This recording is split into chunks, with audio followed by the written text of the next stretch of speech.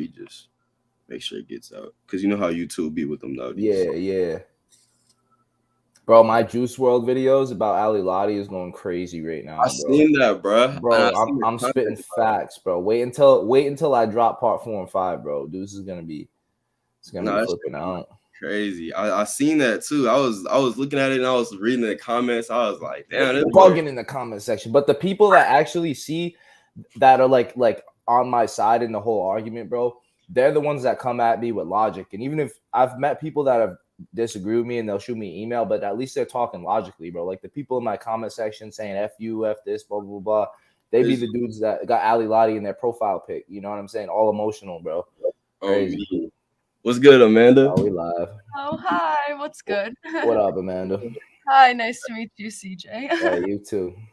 All right, bet. So I'm finna get it popping.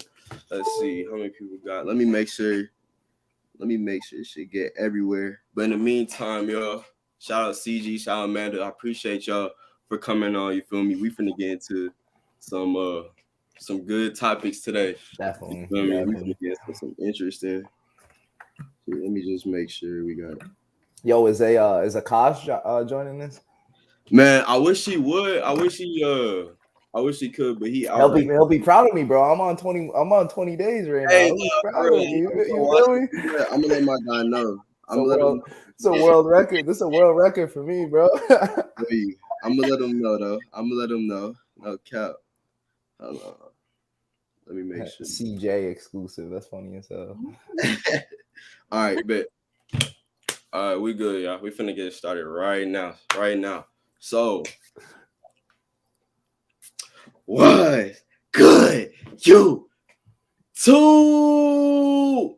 What's good, YouTube? It's your boy Glo Pierre, and today I'm with my boy CG and Amanda, aka GloManda. You feel me? You go ahead, say what's up to the stream, say what's up to the chat.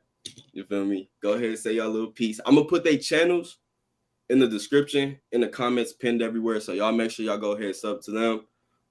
Yeah, we finna get into some good little topics, some good little debates. You know, keep it cordial. You feel me? But we finna have a good time. Right. We finna have a good time. No cap. So how y'all feeling today? How y'all feeling? I'm chilling. I'm living the dream, bro. You feel me? I'm living the dream. I hear you. What's up with you, man? How you feeling tonight? Good. I'm excited. No cap. Let's get into some comments real quick. I appreciate it, 81. I appreciate it. You feel me? 2022, we going crazy. We finna take over. No cap. Oh shit, what up, Rami? What's good, boy? Hey, Rami, I know you with Akash right now. Go ahead, tell Akash that my boy CG, he hit 20 days. Yes, sir. 20 days, bro. Go ahead, tell him, bro. I know he next to you, bro. Go ahead, tell him. But anyway, we finna get into the first topic. All right, we finna get into the first topic. Now, y'all can go ahead, drop questions in the comments, whatever. We're gonna try and get to as many as we can. We already got some written down, but if y'all got questions as well, y'all go ahead, drop them. But the first question I got for the both of y'all, all right. First question, I'm gonna have CG go first, and I'm gonna have Amanda go first or go second. But the first question is, can men and women be just friends? Hold on. I mean, they can, but one of them's gonna have ulterior motives. Cause, bro, I'm in school. I live in the dorms, bro. I talk to dudes. I talk to girls, and they're like, "Yo, like so and so's cool, but I know he wants to get with me." You know what I'm saying? And like my boy, I'll give y'all a perfect example, bro. My boy, at school, I'm not gonna say his name. We had these girls over his crib, and they think about, because so me and my roommate went and scooped them, right, and then we brought them back to my boy's crib. And when they got in the car, they're like, "Oh my god, so and so is like, he's adorable, he's such a nice guy, blah blah blah." And I'm telling my boy, I'm elbowing him in the front seat. I'm like, "Yo, if a girl ever calls me a nice guy, I'm transferring, bro." But anyway, so we bring him to their crib, whatever. And then he's like being the dancing monkey, being the entertainer, this, that, and the other. And he wants to flirt with him, because when it's just me and all the bros chilling, he's like, "Dude, I'm really trying to get with so-and-so, blah, blah, blah." But he plays the friend card, bro. So that's just an example to show y'all that guys and girls, they can be friends. You know what I mean? They can chill, they can get up, they can do whatever, go out. but one of them's always going to have ulterior motives. Then on the flip side of it, on the other side of the spectrum, you got the guy that probably has a girlfriend and the girls want to be friends with him because they're jealous of his girlfriend. You feel what I'm saying? So they can be friends, you know what I mean? But it's somebody's going to have ulterior motives regardless. I don't care what anybody says. Now, some girls will say, oh, well, he's just friends. He's not going to do that, blah, blah, blah. Like, yo, you're just keeping him around for attention. He would never do that to me. Like, come on now. You don't got to lie. You know deep down he wants to dog you out. Come on now. You feel me? So I'll drop the mic on that. All right, go ahead. Ask the question. What are your thoughts? Pierre already knows the answer to this question because we did a live stream with Noah about it. Yeah, I live with my roommates are guys. And yeah, so obviously we can be friends. Yeah, I would not have signed a lease with them if it was gonna go, beyond friendship or whatever. Yeah. But at the same time, I'm just really glad that I didn't have, I guess, because I didn't have a lot of guy friends in high school. It kind of all happened when I got to college, and I go to an art school and stuff. And I'm glad I didn't close myself off to guys and girls being friends, because then I would be missing out on like this whole friendship and everything. And I think if you're single and stuff, and then you have like, female friends or whatever, like I think that's not a bad thing. I think that's like kind of nice. Yeah. Sorry to cut you off, but I can agree on that. You know, I mean, like, there's girls that I wouldn't get with, but I know that some of them want to get with me. But like, I'll go out with them because going out with good-looking chicks is like free promo. You know what I'm saying? So yeah, and you just understand people better. It's just like the more friendships, the cooler, I guess. But yeah, I feel you. Yeah, they do. Hey, they do have channels. I'm finna put them right in a stream right now. So I'm gonna pin the comment too. So we finna answer the next question. While they answer it, I'm gonna go ahead and take care of all that. And yeah, but for sure, make sure everybody in here, make sure I go subscribe to them. I'm finna make sure I get on that. And yeah, hey man, I appreciate it. But anyway, next question. We finna get into the next question. Now the next question is, should the man be the leader and take all priorities in the relationship? Can I go first? Yeah, go ahead. Is this how it goes? Like, it's like a round table, like I go and then she goes. Yeah. All right, heard. I mean, I'm gonna say yeah, bro. Like, every relationship that I've seen, like, I'll give y'all another example. Me and everything that I say, bro, I have real life examples to back it up. This thing I'd be pulling videos, topics out this hat, you know what I mean? But anyway, okay. So when I was at my old school, me and my boy went to the dining hall. We met up with my other boy and his girl. His girl was obviously had him whipped over the relationship. Like, she's cracking the whip on him type, you know what I'm saying? Like, bad. He had to quit basketball because of her. He was real deal D1 bound. He had to transfer schools and go play basketball at a lower school, and he was like real deal D1 bound, and now he's not even playing. But anyway, so we was all talking about going to the Young Thug concert because Young Thug was going to our school. So I'm like, yo, y'all going to the Young Thug? And my boy's like, yeah, I want to go. And then she elbows him and she's like, we're not going to that. And like if that was me and that was my girl, I'm like, yo, we're going to the concert regardless. You know what I'm saying? You don't want to go, you can stay home, but I'm going, or we're going. You feel what I'm saying? Like when then the relationship goes sour and turns out she ended up cheating with the dude on the basketball team. You feel what I'm saying? So when she leaves, bad things happen. Like, you know what I'm saying? Even at the gym, like, I can just go around and see girls like grabbing dudes by the hand, and I can just see it in his face. The dude's not happy. You feel what I'm saying? So I think men are just made to be leaders. You feel what I'm saying? But not everybody's built like that.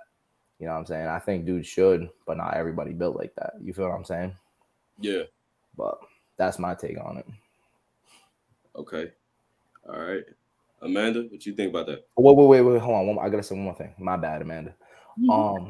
I feel like girls like it when a dude takes action. Like, I feel like girls like it when like a girl's like, yo, where are we eating tonight? Yo, we're eating here. You feel what I'm saying? Said, oh, where do you want to go?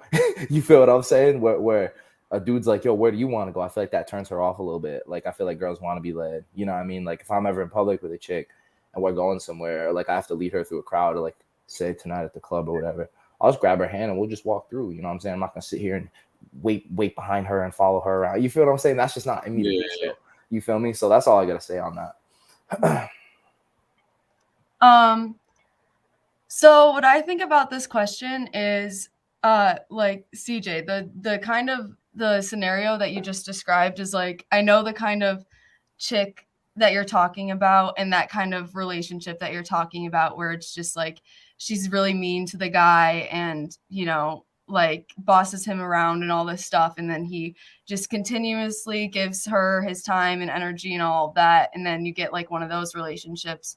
And I feel like in general that relationship, and if it were like that girl that you just described, if she were to be like a dude and then dating like the exact chick that you just described in like male version, and then dating like one of like my female friends or something, but was kind of like just as rude and, you know, just as inconsiderate of his like feelings or whatever, I feel like that would also be sort of like a turn off, because it's like when a because there's just a healthy way to sort of, I guess, lead a relationship or whatever. Yeah, obviously. The exact chick that you just described, like that's like not someone healthy in any, you know, that's like not yin and yang. That's not like healthy in any sort of way. So like the male version of that, I feel like would be just as toxic if, you know, he kind of like speaks for his girlfriend or whatever and doesn't check in with her about how she feels about going. It's just like inconsiderate.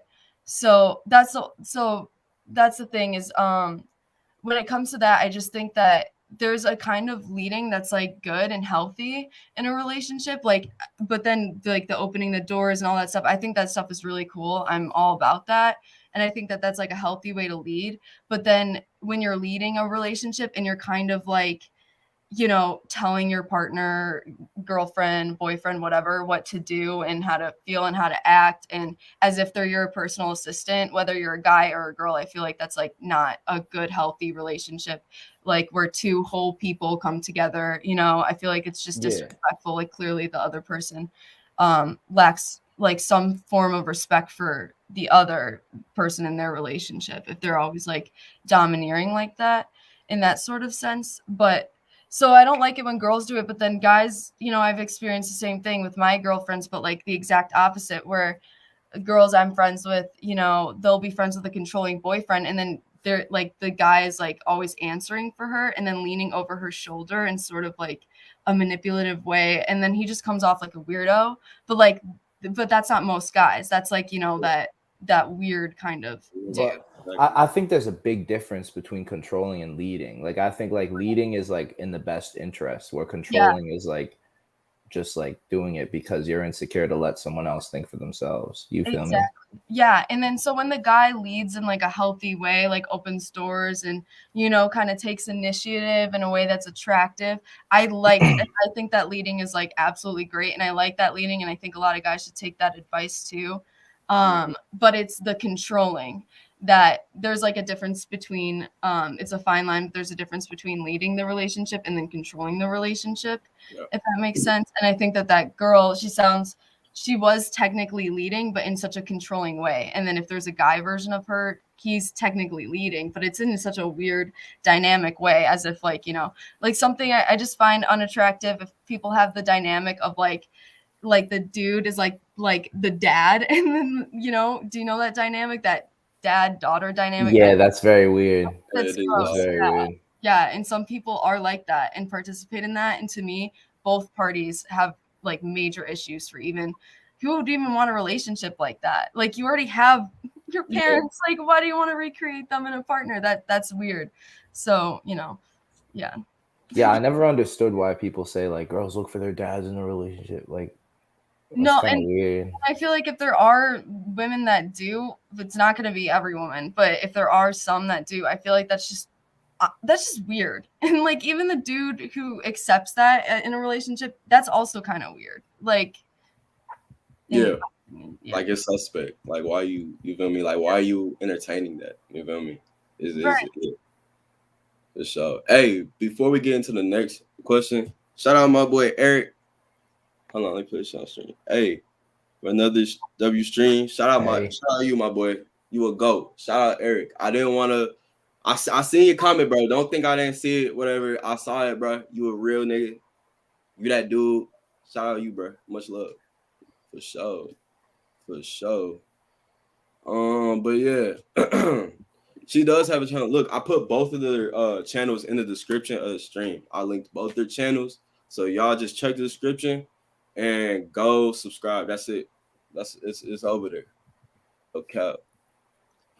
Anyway, we finna get into the next question. And like I said, if y'all got any questions, whatever, in the comments, y'all go ahead leave them for sure. But I'm finna get to the next question. Now, the next question is, what are y'all thoughts on marriage in 2001/22? What are y'all thoughts on marriage? I mean, it depends. Like, it all depends. Like, I feel like in the East, like, wait, yeah, because we're in the West. So in the Eastern, like, Asian religions, I feel like it's a lot more like, it's a lot better for the man, so to speak. You know what I'm saying? But in America, dude, divorce rates are at 7 out of 10. So if you're gonna get married, you really need to make sure that she's like you can't get married to anybody. You feel what I'm saying? Like, you can't go on these shows and like you see all these shows, the 6-month marriage, like people get married in 6 months and then they meet and then they're married 6 months later. You know what I'm saying? I feel like to me that doesn't make any sense. You know what I mean? Why would you marry somebody you don't know? Like, you don't truly know the ins and outs of that person. You feel what I'm saying? I feel like that's reckless. That's stupid. That's not caring about your finances. That's not caring about your resources. That's like idiotic. You feel what I'm saying? A lot of dudes, they like just want to rush into a relationship. And a girl, I feel like a lot of women in today's society, they want a wedding, but they don't want like a real marriage. They don't want to be committed. That's so true. I agree. Like they don't want to be committed to somebody. You feel what I'm saying? They don't want to build something with somebody. You feel me? They just want the wedding, and then they'll go get dogged out by somebody in like the Stop and Shop parking lot. But no. In all seriousness though, like they want the wedding, but they don't want like the real deal, like commitment and building something with somebody type of a marriage. But so as far as I'm concerned, bro, I think marriage is overall a backwards investment. But if it's the right person, go for it. You feel Hell me? yeah. Hell yeah. And the key word is if it's the right person. You feel me? Because when you marry somebody, when you sign up to marry somebody, that's your life. That's your life. That's y'all like this for And it's supposed to be for the rest of the time. You feel me? You don't. That's something that you don't like. You're not supposed to mess with. You feel me? Marriage is sacred. It's supposed to be a sacred bond. yeah. And like I don't know if it was me, you and Akash, or just you and Akash, but I remember I think Akash said that, you know, like people here, like they just like you said, like people want the wedding, but they don't want the what comes with it. They don't want the actual marriage, they don't want the commitment, they don't want the responsibilities and the burden that comes with it. Yes, a beautiful thing, but like with anything in life, there's also responsibilities and other sides of it. You feel me? And a lot of people just know on that timing. You feel me? People just want to be post on Instagram, whatever, take the pictures, you know. But if it's with the right person, you feel me? If they got a good head on their shoulders, if you really like what they're about, and if you really vibe with them as a person, go ahead, bro. Yeah, if it's the right person, it could be a beautiful thing, but it also could be the worst thing. Like you see Dr. Dre just today, his wife divorced him and got $100 million. You see PJ Washington, his wife married him, had a kid, divorced him, getting child support $200K a month or something like that. You know what I'm saying? Obviously, we're not dealing with that type of money, but the moral of the story is the same, bro. My uncle, bro, got his wife, divorced him. He tried to play stepdaddy, do all this, that, and other with kids that weren't his. It's a whole different topic. But anyway, he got scummed out of like a lot of money, bro. Like the house, all that. You know what I mean? And she's older than him, already had kids. She was looking for a provider. She was looking for a check. You feel what I'm saying? So, like I said, bro, marriage could be your downfall too, bro. You feel me? Literally, exactly. But that's the thing. I feel like it could only like that's not supposed to happen. Like it can be a downfall if you're not with the right person. You feel me? Yeah, it's not supposed to happen, but like yeah, bad things aren't supposed to happen, but they just do. You know what I mean? So you really got to be cautious. You know what I mean? Exactly. No cap. Amanda, you got any input on that or? No, yeah, no. CJ, I'm glad you brought that up, and I agree with your point 100%. I think a lot of women get married just for the wedding, and it pisses me off all the time, and that like 1,000% happens. I personally hate marriage. I think marriage to a certain extent is a disgrace because the metaphor of marriage is supposed to be, you know, two people coming together to stay together for the rest of their lives, what a beautiful thing. But when you add the government into it and you add taxes into it and you add all this BS into it and like the ego of a wedding, which that's the last thing that it should be, it becomes about something else. And like the idea of marriage is good, but I think at the end of the day, in my opinion, I feel like if two people are getting married, they should be marrying each other for their souls, not the money that they make or whatever. And same with the guy. Like if you're getting married to someone, like and you're of, you know, a lot. If you're of like, you have like, let's say you have a lot of options in women or whatever. Don't just marry like the hottest girl that you've ever gotten with. You know what I mean? Like that's like kind of the other side that guys do. Like women will marry sometimes for money, and then men will sometimes marry just looks. And it's like, what a superficial thing for like two people to actually get married like by. I don't like how marriage works because in my opinion, I do think it should be about marrying someone for their soul, which means that have a wedding, but why do you have to be, you know, involve the government and involve taxes? Like don't actually get married. Like, you know what I mean? Yeah, like don't sign the papers and do all that. Yeah. In a perfect world, and hopefully we're moving towards this. And clearly, marriage is a flawed system. I mean, look at the divorce rate. It's like it's 7 out of 10. Yeah. It's a joke. It's a legit joke. Like, so I don't know. I think having a ceremony where you bring two people together that are in love and they announce their love for each other in front of people, I think that's very important. But don't actually get married. You know, that's where all these legal issues and stuff comes in. And a lot of people just get married. A lot of people also go to marriage and they don't even question why they're doing it, you know? They just do it to do it. Especially young people that get married. I can't imagine like I would think about marriage in like my 30s. I can't imagine people in their super young 20s already thinking about marriage. Like that's so quick. Yeah, my cousin, we just got a wedding invitation. She's getting married September. I can't go because I'll be during football season because it's on a Saturday, so I'm not missing a game to go to that. But I'm not even trying to sound like that and bag on her. But they'll be divorced probably in a couple of years. I hope I'm not listening. But you know, I mean, I already see how it is. She's been with this dude for like a year, less than that. I'm like, whoa. Right. And like if you think about the divorce rate, it's 50%, right? But take into account how many people are. So now you have the other 50 that are still married, right? But it's pushing 70, actually. I don't even mean to get technical on you, but it's pushing 70. I'm not surprised. But imagine the people that are married. How many people do you know that are married who are also in happy marriages? You know what I mean? Yeah. You can take the divorce rate like 50%, but then the 50% that's married, how many of them are in a happy marriage? Because it's one thing to just be staying married. It's another thing to be happily married. I feel like a lot of people just don't know how to go about that because it's such a big deal and people get married like it's like a casual joke. And exactly. It's not. Yeah. It shouldn't be. It shouldn't be. It just shouldn't be. Oh yeah. Some good answers, though. But hey, I got a comment.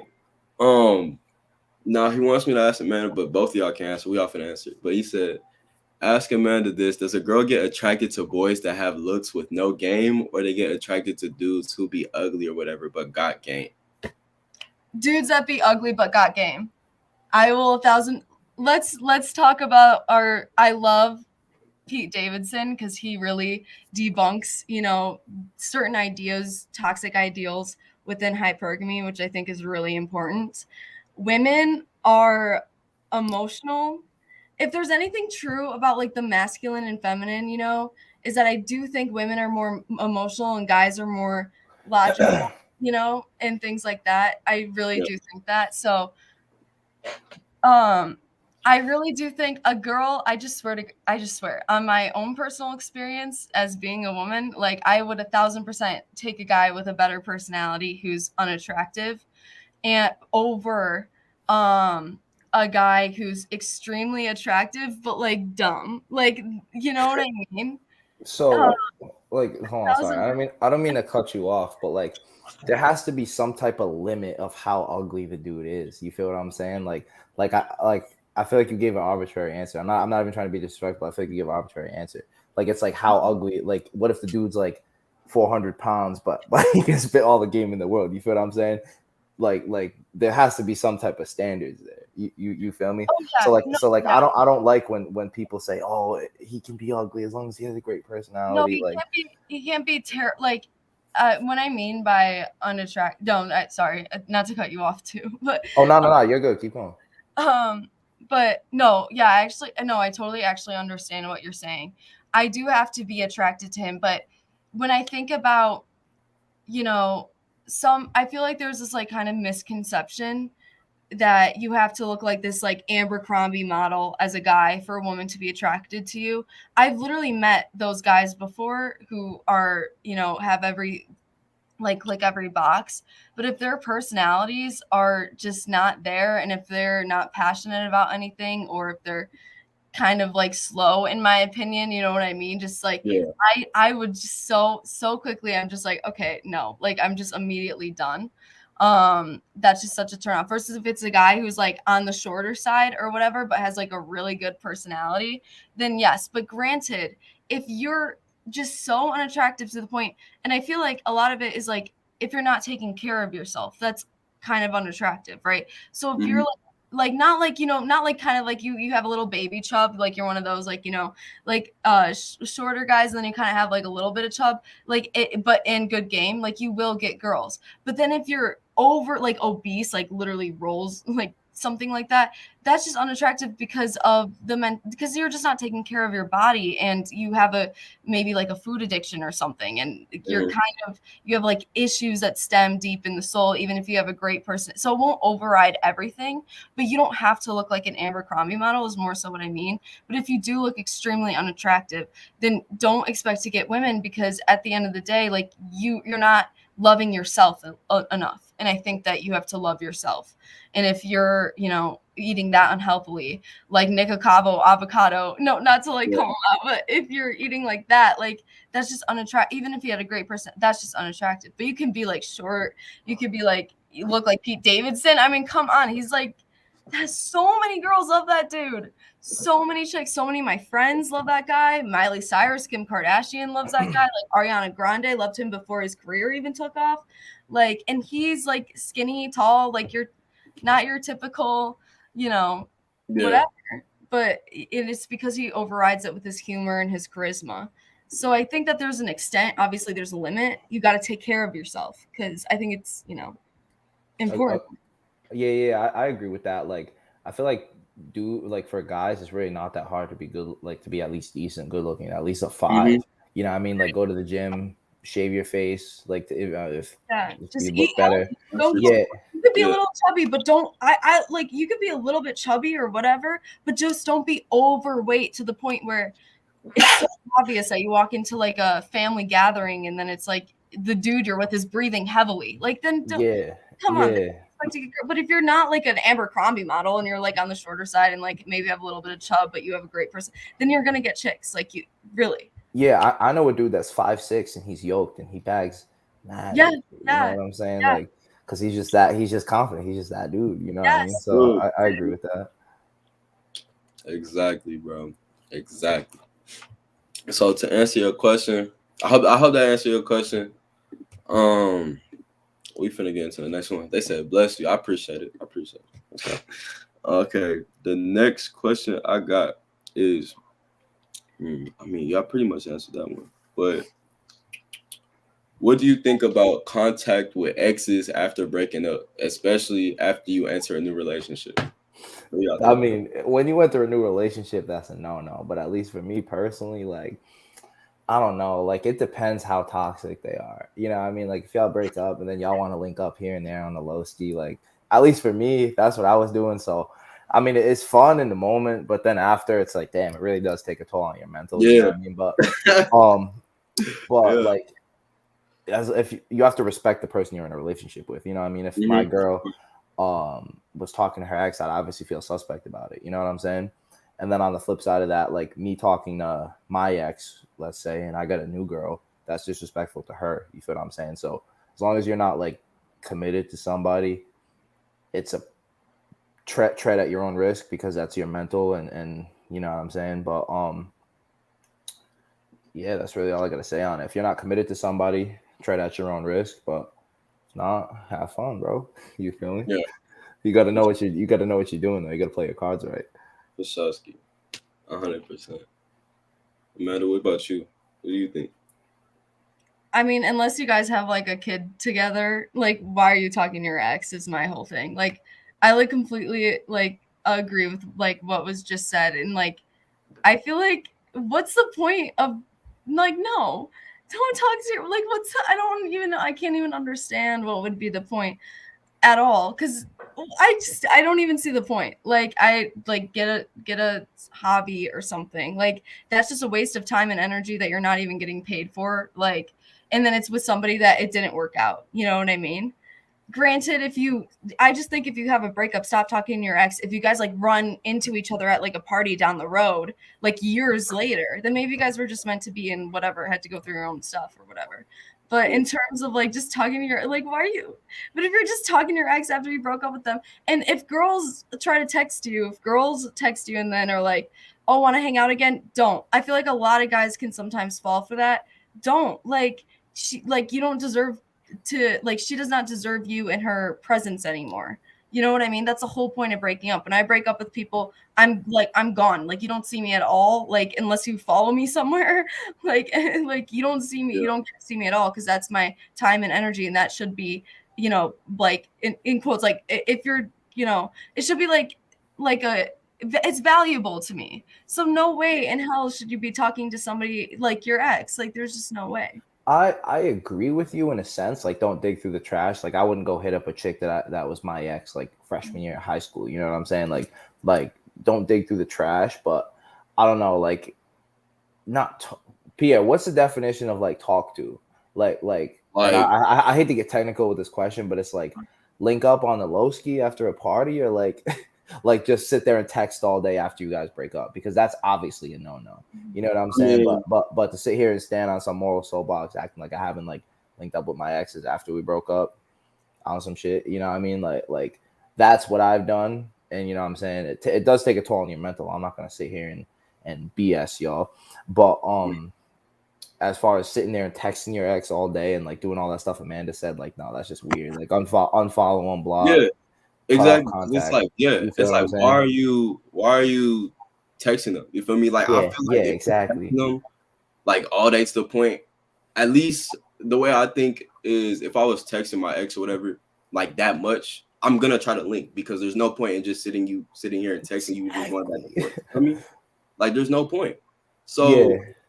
yeah, that's what I mean. Like if you texting and eventually you're gonna link up with them. That's why I don't even trust that. You feel me? That's why I don't even trust that, because it's like exactly like why And are you texting so much? Like what's the point? exactly, and that brings up a good point too. Is that like at least for a dude hitting up a girl? Well, I mean, it can go either way, but more for a dude hitting up a girl, like hitting up your ex girlfriend.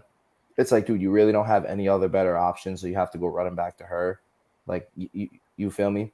Yeah, At least like with her, like maybe she got emotional and misses you and stuff like that. Maybe you can miss her too, but I feel like at least for me personally, like when I upgrade with relationships and with women, I don't look back. You feel what I'm saying? So I feel like, and for anybody who's gonna sit there, that's a dude saying that if they don't get a better chick, they're still gonna be thinking about their ex, is kind of lying to me. You feel me? But anyway, like if you upgrade, it's like you're not gonna look back. You feel what I'm saying? But like you downgrade, you start talking to lower value chicks that aren't doing it for you. You're obviously gonna run back, and then she's gonna be thinking, laughing at you with her friends, being like, "Damn, this dude couldn't get any better options." Really, you feel me? Right. Yeah, and if you're in a relationship and you're texting your ex, to me that goes to show that you just have not been single long enough.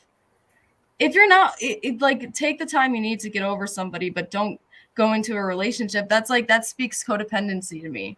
And I don't like codependency. Or like I really don't like codependency. I view it as it's hard to be alone by yourself because you kind of have to like face your demons and be honest with yourself. And hell it yeah. sucks. But like I've done that. So whenever I get any codependent vibes from any guy, I'm just over it already. Because I know it sucks to be single. I've literally done it for so long.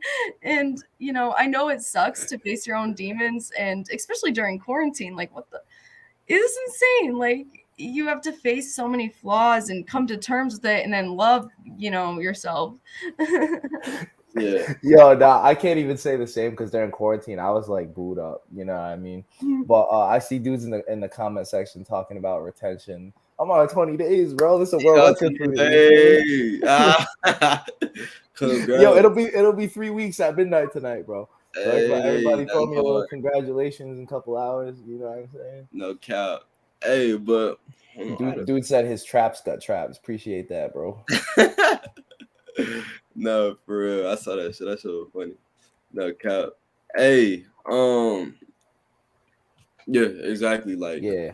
unless, It's like, what do you want? Drugs, bro? Digging through the trash, you feel me? Like, unless it does with this though, it does depend. I feel like it depends how y'all broke up and how y'all left off though as well. If it was just some mutual shit and the timing was just bad and some other shit, maybe. But if you got cheated on or they cheated on you, whatever, or you cheated on them, or if it was just like y'all just didn't click or y'all values didn't match up, there's no point in trying again because those type of things never change. But timing and other things and opportunities down the line, are prone to change. But if it's something with the person, with the people, that shit's hard to change, bro. And another thing too, bro, is like, at least from what I've noticed, bro, is like my exes will come back a couple months, years down the road because they see me getting better.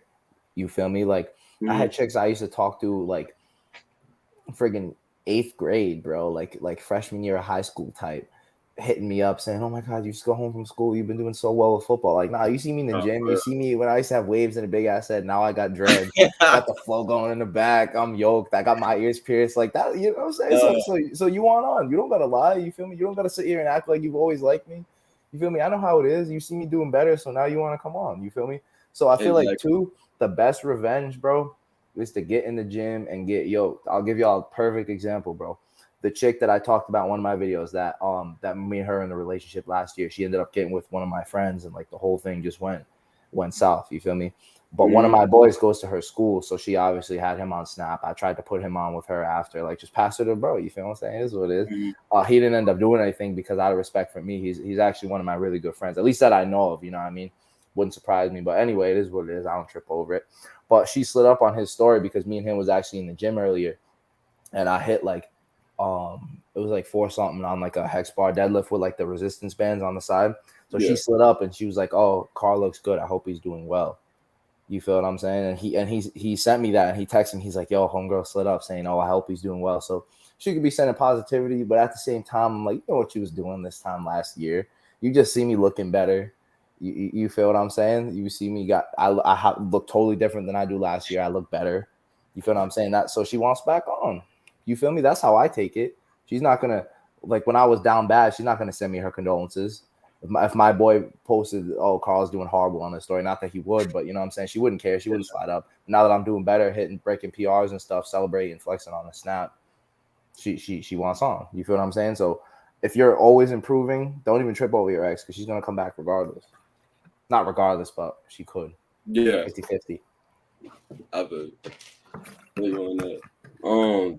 There hasn't been a girl that I've talked to in the past that hasn't came back. You know what I mean? Like at a certain point in time. Facts. And it's just funny because it's like it's like it could be like 2 months, 2 years, you feel me? 2 weeks.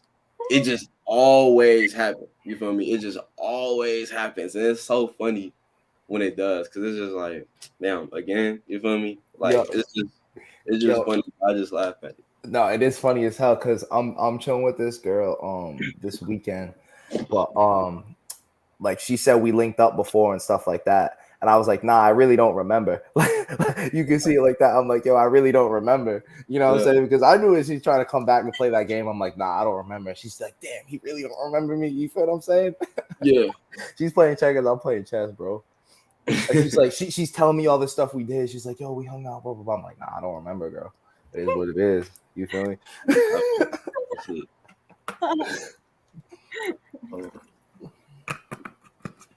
Okay.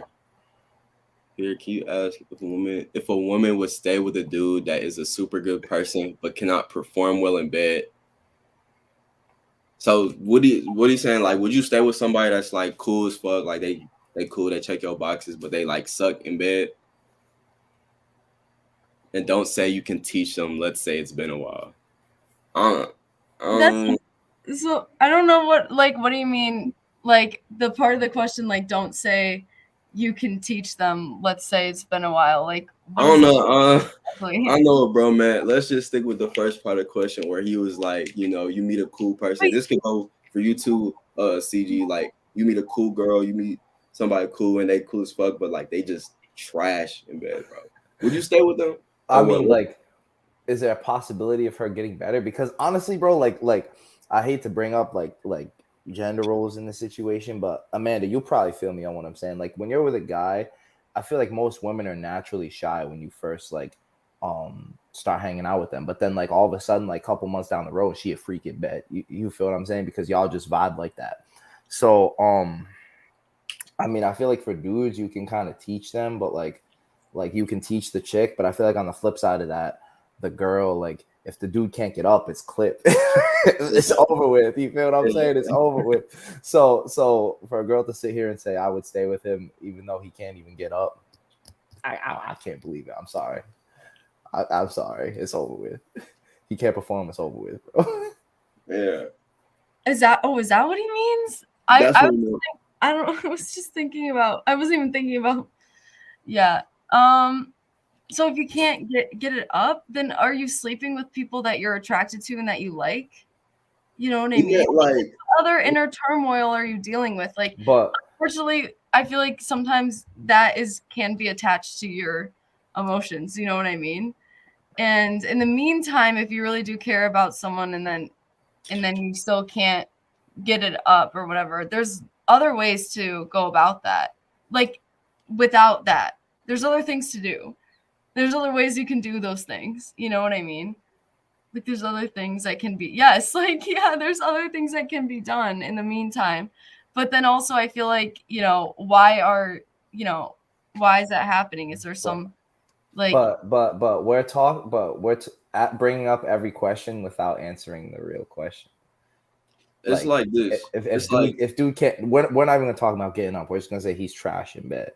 You feel what I'm saying? Because at least for me, bro, like if I'm with a girl and like she's not doing it right, I'll tell her like, yo, you gotta do this, that, and the other. And I feel like, you know what I'm saying? Like that can help. But I feel like for women to get attached to somebody, I feel like sex is like an essential part of the relationship. It's intimacy, it's bonding. You feel what I'm saying? So I just feel like women only get attached after you have sex with them. Like for dudes to sit here and tell me on YouTube, oh, you can talk to the chick and she'll be attached through her mouth. I mean, through your words and all of a other. It's like, bro, don't lie to me. Like, what are you on, drugs? You feel what I'm saying? So like, yeah, she wouldn't stay. At least for speaking on my perspective, she's not gonna stay. But Amanda, you can go. Well, the thing is getting it up, and then also in my mind, this is getting it up and then also being good in bed are like two different things. Like if you have a problem with that body part, there should be other things that you're able to do to fulfill the needs, you know what I mean, without that, and to me, I feel like that's like, but you should be able to also like learn the person's what they want and stuff, if that makes sense. But yeah, I get what you're saying. So okay, so would you stay though? Yeah, like if you was with a guy, like if you was cool with a dude, and they were cool or whatever, they like I said, they check your boxes, but like not even saying the get up part, but if they just sucked, like they just weren't good, are you staying with that person?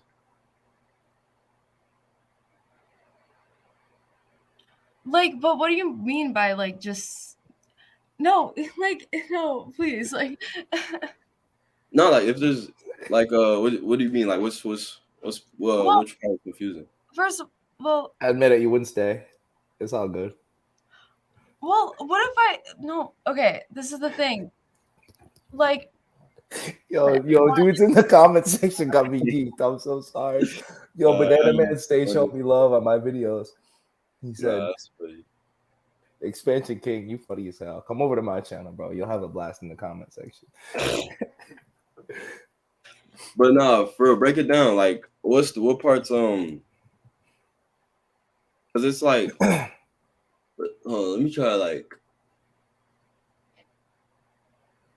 give an analogy. Let's say, hold on, let me see. It's like this. Let's say you had a washing machine or some shit, right? A washing machine, and this washing machine, the brand that made the washing machine, you fuck with the brand, right? Like, you know, it's one of the best brands or whatever. Like, it's cool. You've always wanted this brand, and you finally have it. But you come to find out that the washing machine doesn't work properly. Like, it only cleans, I don't know, out the whole load only cleans like 50%. I don't know how that's possible, but let's say that happens, right? Now, would you keep the washing machine that only cleans your clothes like kind of like iffy, right? Or would you, no matter how much you like the brand, would you get rid of the washing machine and go get you a new one that washes your clothes properly? You feel me? It's like if you have, let me break it down again. If you have a phone, right? If you have an iPhone and you love iPhones, you've always wanted an iPhone, right? I get what you're saying. Yeah. Would you say yes or no? Can I say something and then answer? Go ahead. Go ahead. There's a difference between your, sorry to say this, penis not working, and then you not being able to finger, go down on, or, you know, pleasure a woman in any sort of way. You know what I mean? There's a lot of like complex detail that goes into when you're with somebody in bed. Yeah, right? But that all falls under performing well in bed, does it not?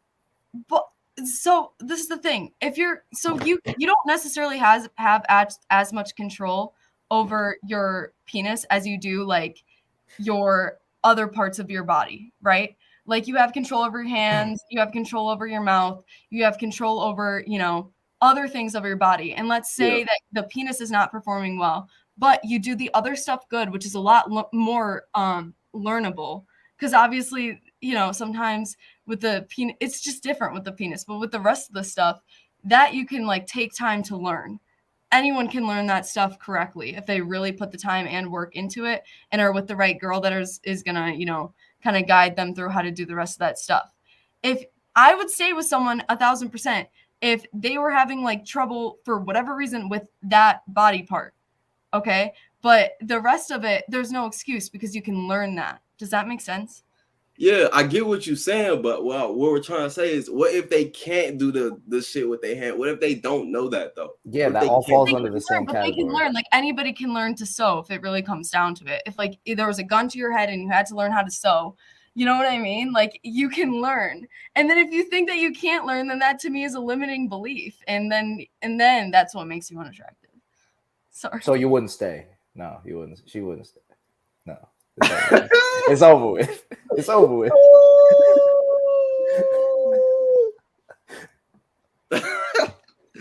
All right. I just don't understand why you couldn't learn how to do. I would stay if it was just the penis not working, but the rest of you works. And there's always ways to learn, and that's like open communication with the person that you're dating.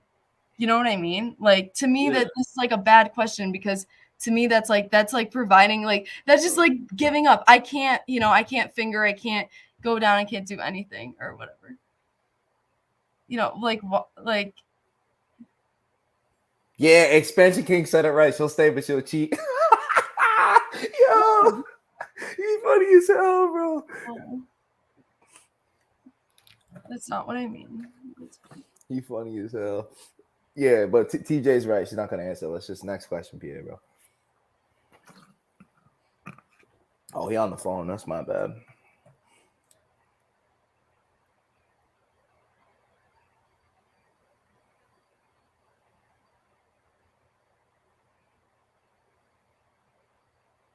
I'm not saying for his emotion. I'm saying for your willingness and ability to learn how to, you know, touch the person that you're with. But I but, don't but like understand. what if he just can't? Like what if it's just over with? Like he's just clipped from the jump. You're still gonna stay?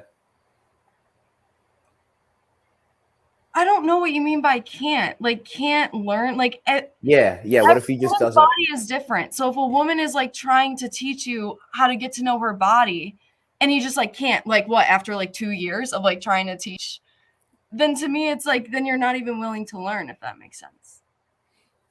Yeah, but like I get what you're saying, but like what if, like you said, the dude can't get up, can't do any of the above, but he checks every box for you emotionally, provides for you, If he does can't get it up, I whatever. would stay with him. I would stay with him because there's other things that you could do. And if he checked every other box, but then is struggling to get it up for whatever, emotional like reason, Okay, we I could take would getting. definitely stay Okay. How about this? If we take getting up out of it, because you can't control that. so Like we'll take. control the other stuff. Hold on. Let me finish. We'll take getting up out of it, and we'll just take all the other above, touching, licking, whatever the case may be. But he checks every other box. You're still gonna stay. But he just can't. He can't touch you. He can't do any of that. He's just horrible. Like it's just horrible. You're still staying. Would you want to sleep with a person who couldn't do any of that either? God no. I'm leaving. Yeah, exactly. Because especially I got her. We got her. That's all I Oh. wanted. We got her. I just hope I'm not coming across wrong because it's not about it's like about the willingness to learn the person's body that you're sleeping with, and then it takes time and effort, but like that to me should just like work in the long run. That's why I feel like this. All right. All right. Hey, I got another question. Look at the comment section. We got her. Everyone's going crazy in the comments or whatever, but I got a question. What, in your opinion, what is a low value man or woman? Like, what makes somebody low value? In your opinion? They don't do anything with themselves. Like they sit there all day and like watch TikTok and like just lay in bed all day and don't do anything with themselves. Don't work out, have no passions for life, no motive, no drive, no nothing. They just kind of lay there like a zombie. But especially I feel like how do I make this sound like as nice as possible? I feel like a lot of girls that like I've met, not all of them obviously, because there's a lot of good people that I know too, but like I feel like in our demographic for age group, I feel like there's a lot more low value people that like in general, bro. Like a lot of people just want to lay in bed and go on social media all day, have no hobbies, no nothing, don't go to the gym, don't play a sport, don't do art, don't play an instrument, like literally don't do anything interesting. You feel what I'm saying? So I feel like that's just a low value person. And I feel like just this is just because of the type of people that I'm around. You know what I'm saying? I hang out with frat kids, I hang out with sorority girls, you know what I'm saying? I'm an athlete. I already know the scene that I'm in. So I feel like one thing I've noticed is that a lot with the women in college, especially, all they do is smoke, do drugs, and watch TikTok all day. You feel what I'm saying? Most of them have no hobbies. Most of them, the only personality trait is either being vegan or being in a sorority. You know what I'm saying? So it's like, at least for chicks that I know in my life, it's a lot more prevalent to see low value women, at least from me in my perspective. Just because like I said, smoking all day, watching TikTok all day, laying in bed, no hobbies, no nothing. You feel me? But that's just me. Don't even work.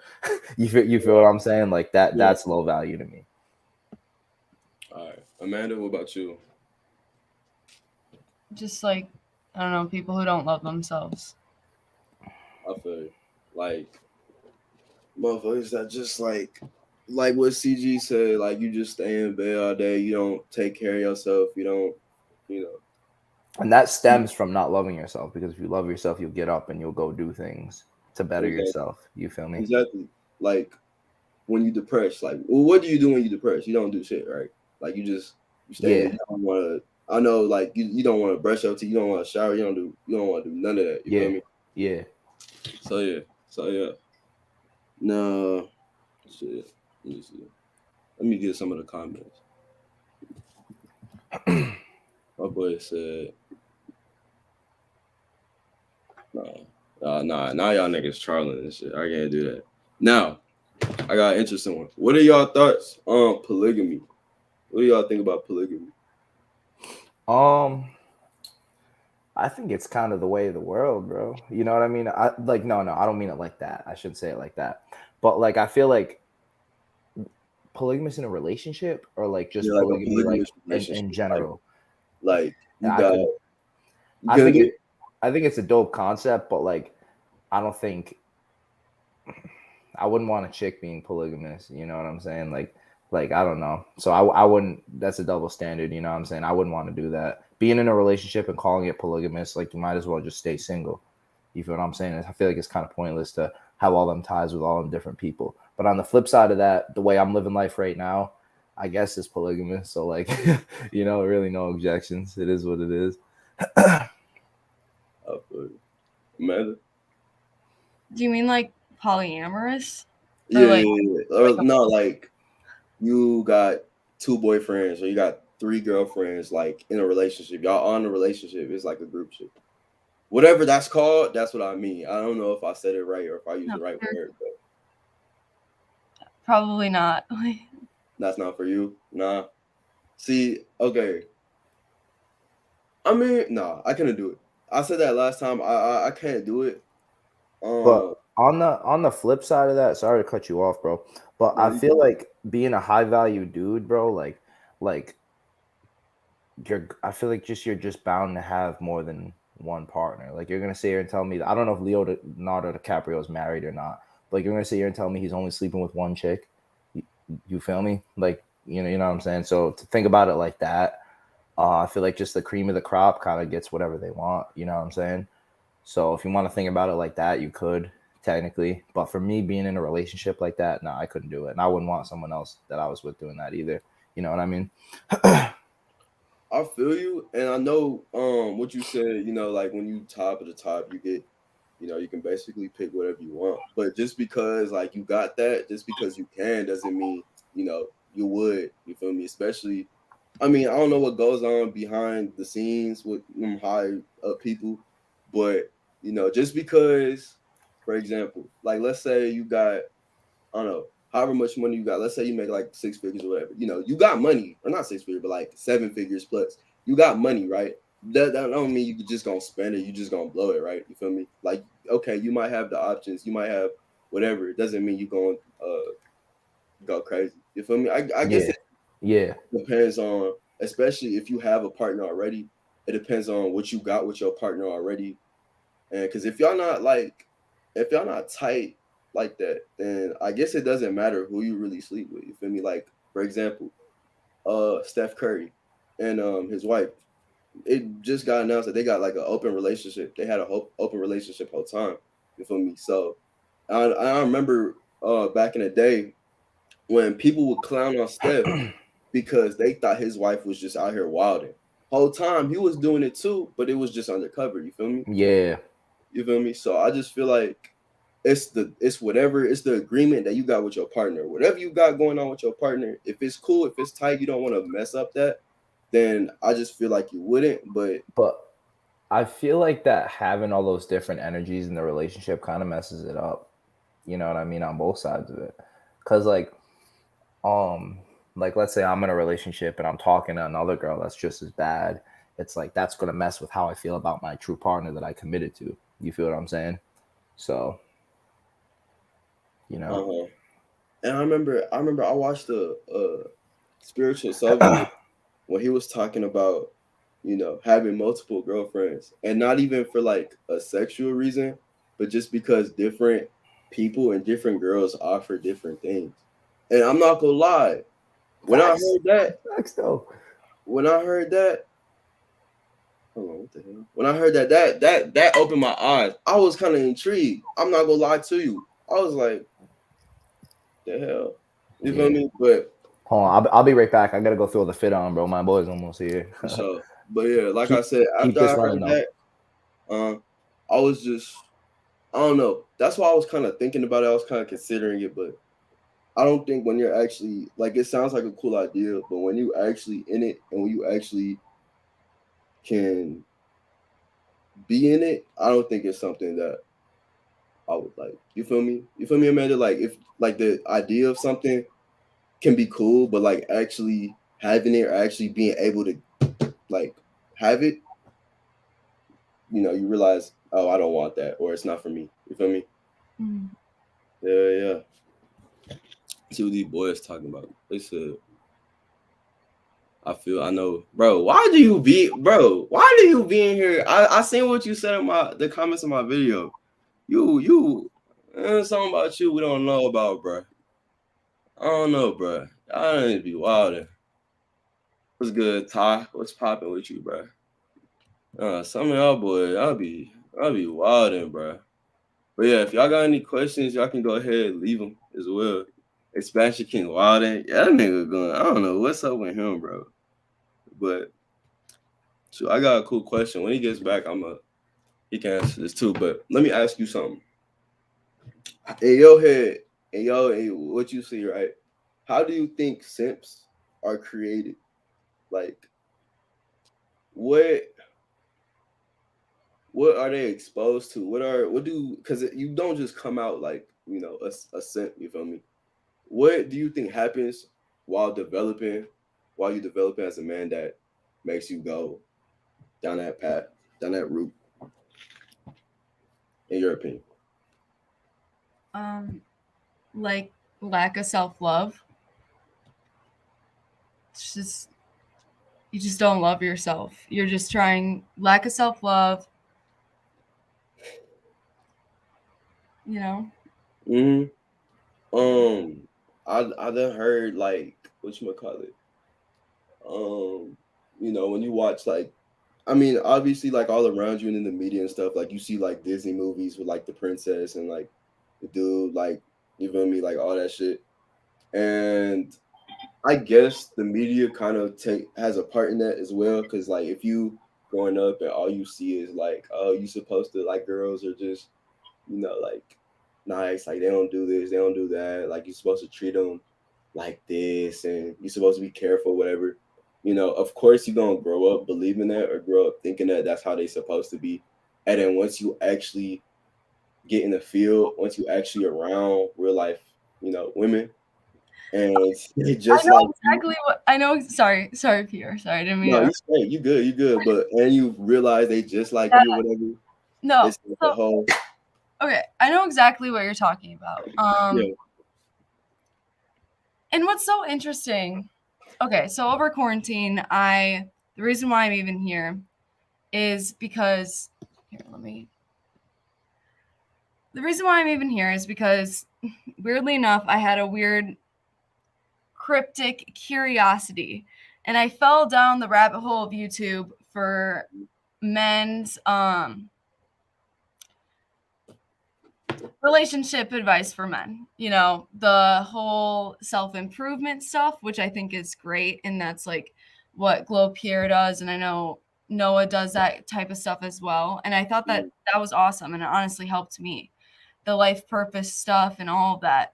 But then there's this other flip side to it, and it's relationship advice for men, and then it's the whole hypergamy stuff. And then so I fell down this whole rabbit hole on YouTube, and I've consumed hours and hours and hours and hours and hours of content on Who pickup, has it? Yeah, I done been there as well too. On like warm approach, on day game, on night game. I went down this whole rabbit hole. Every podcast you can imagine on this stuff, I fell down it. And then so what you're bringing up is something that I realized along the way while studying this type of information is a lot of guys, what a lot of guys seemingly think is that, and I can relate to it as like a woman, as weird as it sounds, because just wait. But a lot of guys fall down this rabbit hole. Not rabbit hole, sorry. A lot of guys consume, there's this argument, right? That guys consume Disney Channel, and then the Disney characters like treating the girl really, really good, and you think that's how it's supposed to be or whatever. Something similar happened to me as a girl, and that's why I don't have social media. That's why I went through my own phase of disliking women too, is because what's interesting enough is that a lot of guys in my friend groups and stuff that I had in high school, I went through a phase where I was only wearing sweatpants all day, whatever. And I felt like in my heart, you know, I had like a great personality or whatever. But a lot of guys would rather take my, you know, I guess one could say, what I miss. I don't really know. I was answering the question about simps. Yeah. But so what's so funny though is that I find in this content that, and it's mainly a question, maybe it's not a question, but what I find in this content is that guys say that they don't like a girl with a high body count or whatever.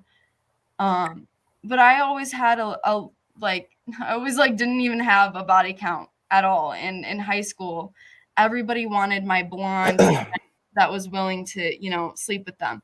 That was my version of experiencing the Disney Channel narrative being broken, because I felt like I had a good personality, a good heart and soul. But guys, at the end of the day, they didn't want to give me the attention. They would rather give the attention of my, you know, my friend who was like kind of a mean person, a mean heart and a mean soul, but she was more attractive than me and more out there for like, you know, Yeah. or whatever than me. And they would want to, no matter who, they would want to give her more attention than somebody like me at all. And then so my Disney Channel dreams got broken when I realized that, you know, it wasn't about my personality at all. It was about my looks. And I only have so little control over my looks. Granted, I could go to the gym, I could work out, you know what I mean? Maybe get like a nose job or whatever. And that to me stunk. Like that was, so I know exactly what you're talking about, because me as a female, I've experienced it too. And I think guys are also experiencing it too. Like they like treat the girl so well and then she breaks up with him and then it's like, why, you know? But then for me, I have like such a good personality, but then you have like my bitchy, you know, sort of slutty friend over here. And it's like, F Amanda, like, no, I'm all about her. I think, sorry to cut you off, but I think that dudes go after the chick that looks more slutty because she looks easier to get. You know what I'm trying to say? And I feel like simping, bro, I think it comes from society because we're told buy her flowers, make her feel good, tell her how you feel, cry in front of her, do all these things, and then she'll still go and leave you. You feel what I'm saying? So I think it comes from society. I think it comes from like women like people's moms telling them a double standard of how chicks want to be treated, not even want to be treated, but like what they want in a relationship. And then I think it comes from I think it comes from a lack of self-respect. You know what I'm saying? Because why would I go out? I value my money. I'll give y'all another example. I value my money. Now, I'm not a cheap bastard, but I value my money. I'm not going to go out and buy a random girl a drink at the bar in hopes of getting her number. That's just not who I am. But a couple of my boys, when my roommate brought his friends up to school, this kid went and blew $400 at the bar buying individual girls or groups of girls drinks in hopes of getting their number. What they all do? Laugh in his face. Thanks for the drink, hon. And walked away. He got one number out of literally probably, I think, 18 girls. I'm not joking, bro. Literally not joking. So I'm sitting there. I'm like, dude, like that's kind of weird, bro. Nah. Like, I'm like, they're probably just going to laugh at you. He's like, yeah, bro, but shoot or shoot. I'm like, dude, that's just you being a simp because you don't have the value and the charisma and that it factor to go walk up to a girl and be like, yo, take my number. You feel me? That and it's free.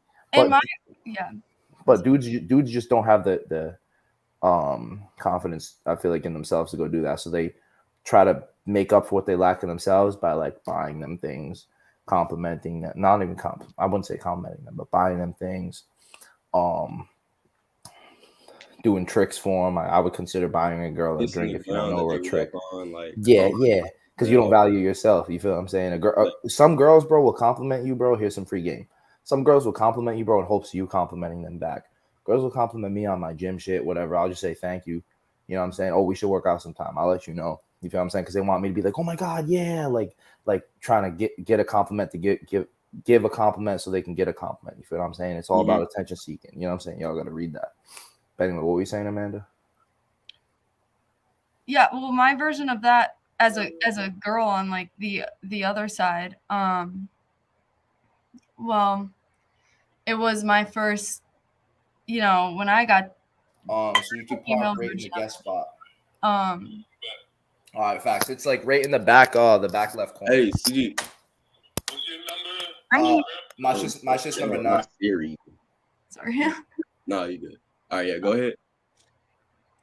Well, like I know, like I can't speak to that experience because I'm not a guy, and I witnessed my version of Disney Channel as a girl, and I Yeah. thought it was about, you know, being the nice girl in a sense. But you'd be surprised because when I got to high school, my first, you know, kiss and boyfriend when I was like 15, he actually stopped. He actually broke up with me because I wouldn't put out at all in any way, and I wouldn't, you know, uncover any clothing item or whatever. I was like 15. I knew I was too young at the time, and then that's why he broke up with me. So like that to me is sort of like the other end that a lot of girls experience, you know, is Yeah. you think I watch Disney Channel. So I grew up thinking that being a girl with a good personality who like respects herself and all that stuff, I thought, you know, that's what's going to get me the guy, but no, because a lot of guys aren't willing to wait. A lot of guys when I Hey, told that's true. them Yeah, that's I true. would have to be in a relationship like with them before having sex, which is just my standard. And Yeah. then even when if I'm in a relationship with them, I still wait because I just want to be sure. I'm very protective of that side of myself. Mm. And they broke up with me for that because I wouldn't put Yeah. out right away. And then I have this friend who's like literally like I had this friend in high school, like blonde friend, you know what I mean? And she was very rude and mean to a lot of people. And she got more guys and more male attention than anything I've ever seen before. And it was like they could give a crap about my personality or my soul or whatever. It was because my blonde friend was A, hotter than me, and then B, more willing to put it out. So That's that what to it me was was. my Yeah. destruction of the Disney story. And then for a lot of guys, as a lot of nice guys go out there and then treat the female well, and then their destruction of the Disney story is that that girl then breaks their heart. And it's like, why'd you just do that? I bought you flowers. I took you out. I listened to you. I actually cared about you in their head. I'm sure they're thinking, I actually cared about you more than anybody else. People More want than anything else. And then they break up with them. people don't want what's easy to them. It's on both sides. It's on both It is. sides for sure. It Like, is. and then that's my version of it. And then those are at the end of the day, those people are just, you know, going through something. Hey, CG, I was thinking about that. But on the flip side, though, I know what you say. Like, people don't want what's easy to them. But wouldn't, you know, it be easier to get with a girl that's like, you know, obviously putting out, and obviously that I know it's gonna sound messed up, but I know me back in the day, like I used to get more like satisfaction out of getting with a girl that like was hard to get. You feel me? Yeah, that, like, other dudes exactly. other It's like dudes the chase, bro. It's like the chase, bro. Yeah. Exactly. Like it wasn't fun to get with a girl that like everybody got, because like, oh, like you don't get that, right? You feel me? Oh, not even that too, bro. But like if a girl slides up on my story and she's like, yo, like let me sit on your face, like do some gross shit. I've gotten that before, bro. And like there are some dudes who be like, oh hell yeah, let's link up, let me send the location. But me, that's a turn off. It's like I don't want that. I want something I gotta work for a little bit. You feel what I'm saying? Not jump through hoops, but something like, you know what I mean? Exactly. That's just with anybody. So I guess in Amanda's case, What up, boy? You feel me? It's gonna sound weird, but I guess in Amanda's case, like if you're using that example, like, oh, wouldn't you want what's harder? You know, Amanda would be the one that's more sought after than her friend, because her friend was easy. You feel me? What up, gang? That makes sense. Good. Chilling, bro. Doing an interview on YouTube. Omar, say what up to the cam. We on YouTube right now. Yeah. What's good, fool? Yes, sir. Yes, sir. You already know what the vibes is. But yo, we gotta be out right now. I really appreciate the stream. We'll have to do it again soon, probably next week after the new year. I really appreciate y'all tapping in. Be sure to subscribe to my channel. Smash the like button. Send Pierre to the friggin' moon. Send me to the friggin' moon. Omar, hey, I appreciate it real quick.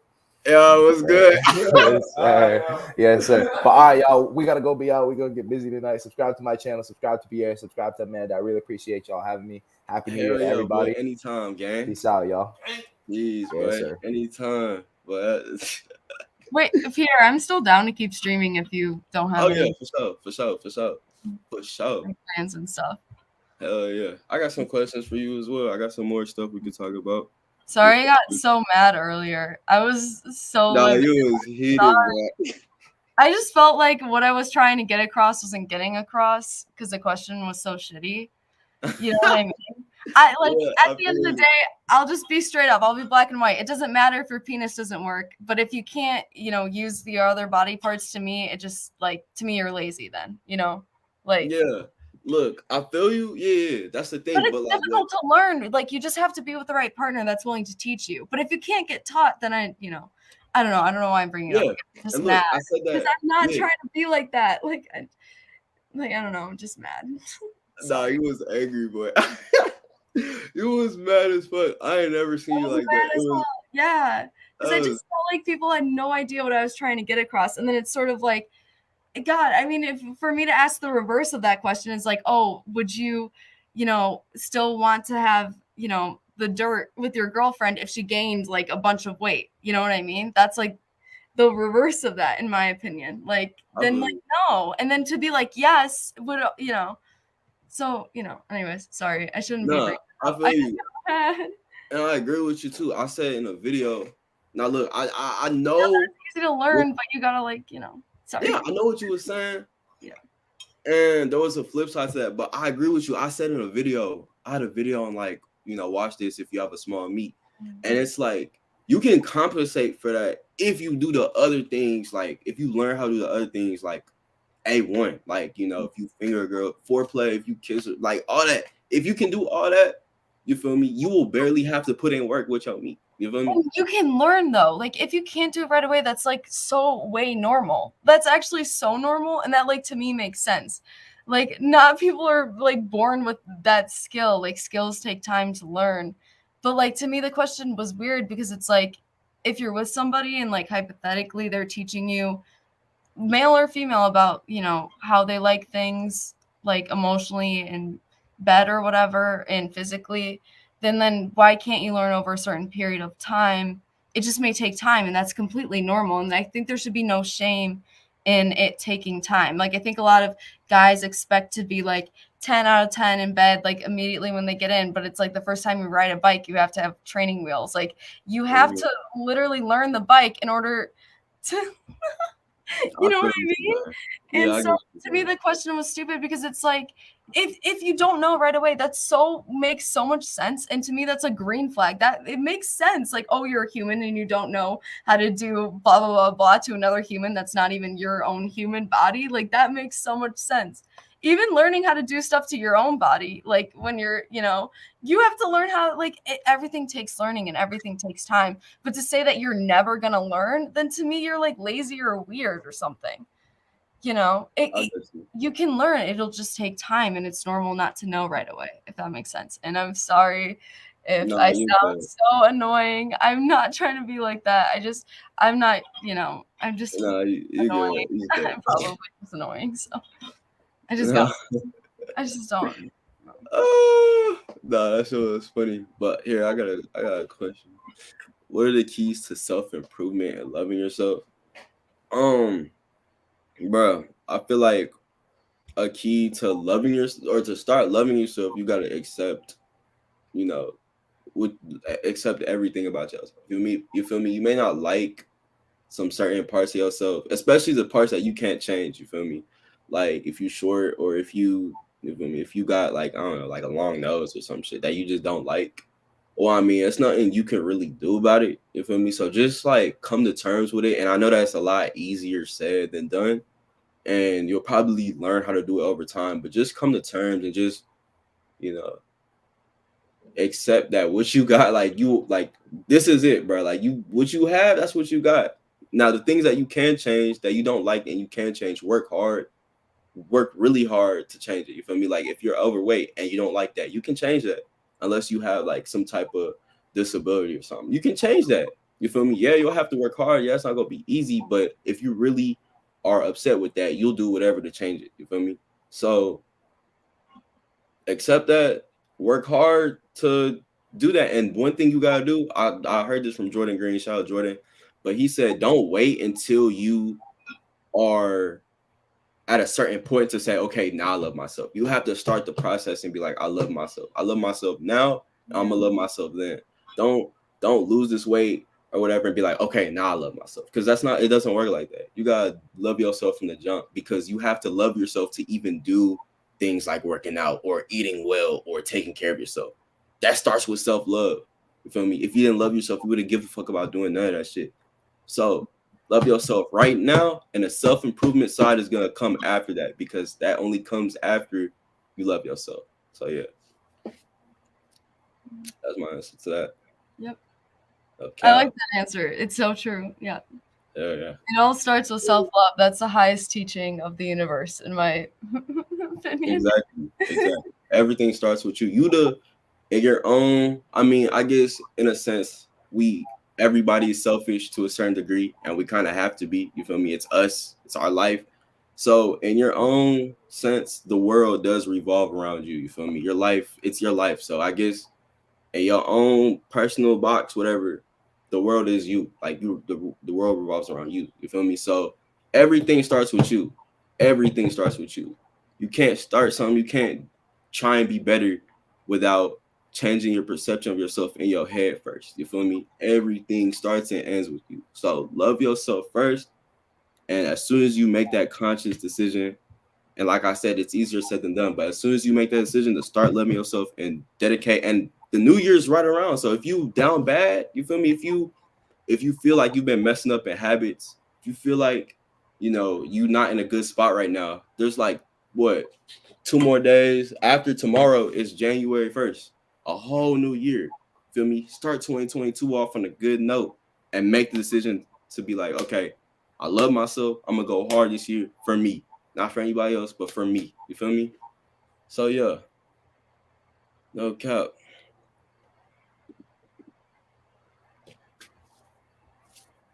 Why do girls play hard to get? You wanna go? You wanna answer this? Because I got my own theory off of experience, but I want to hear your side first. Define like hard to get in a way. Like if I'm just defining it, yeah. I'll explain. Eric, if you wanna, she don't like you. Hey, I mean, that's basically. I mean, most of the time she don't like you. I mean, I feel like there is a certain percentage that maybe they do want to give you a shot, but like either they are, I don't know, they're scared or some other shit. They could just be really nervous, really scared, and maybe they do like you, but they just, for whatever reason, they're stopping. It's just that they distancing themselves away from you or whatever. You feel me? But most of the time is they don't fuck with you. If a girl likes you, you gonna know. You feel me? If she likes you, you gonna know she like you. You feel me? So that's my spin on it. What about you though?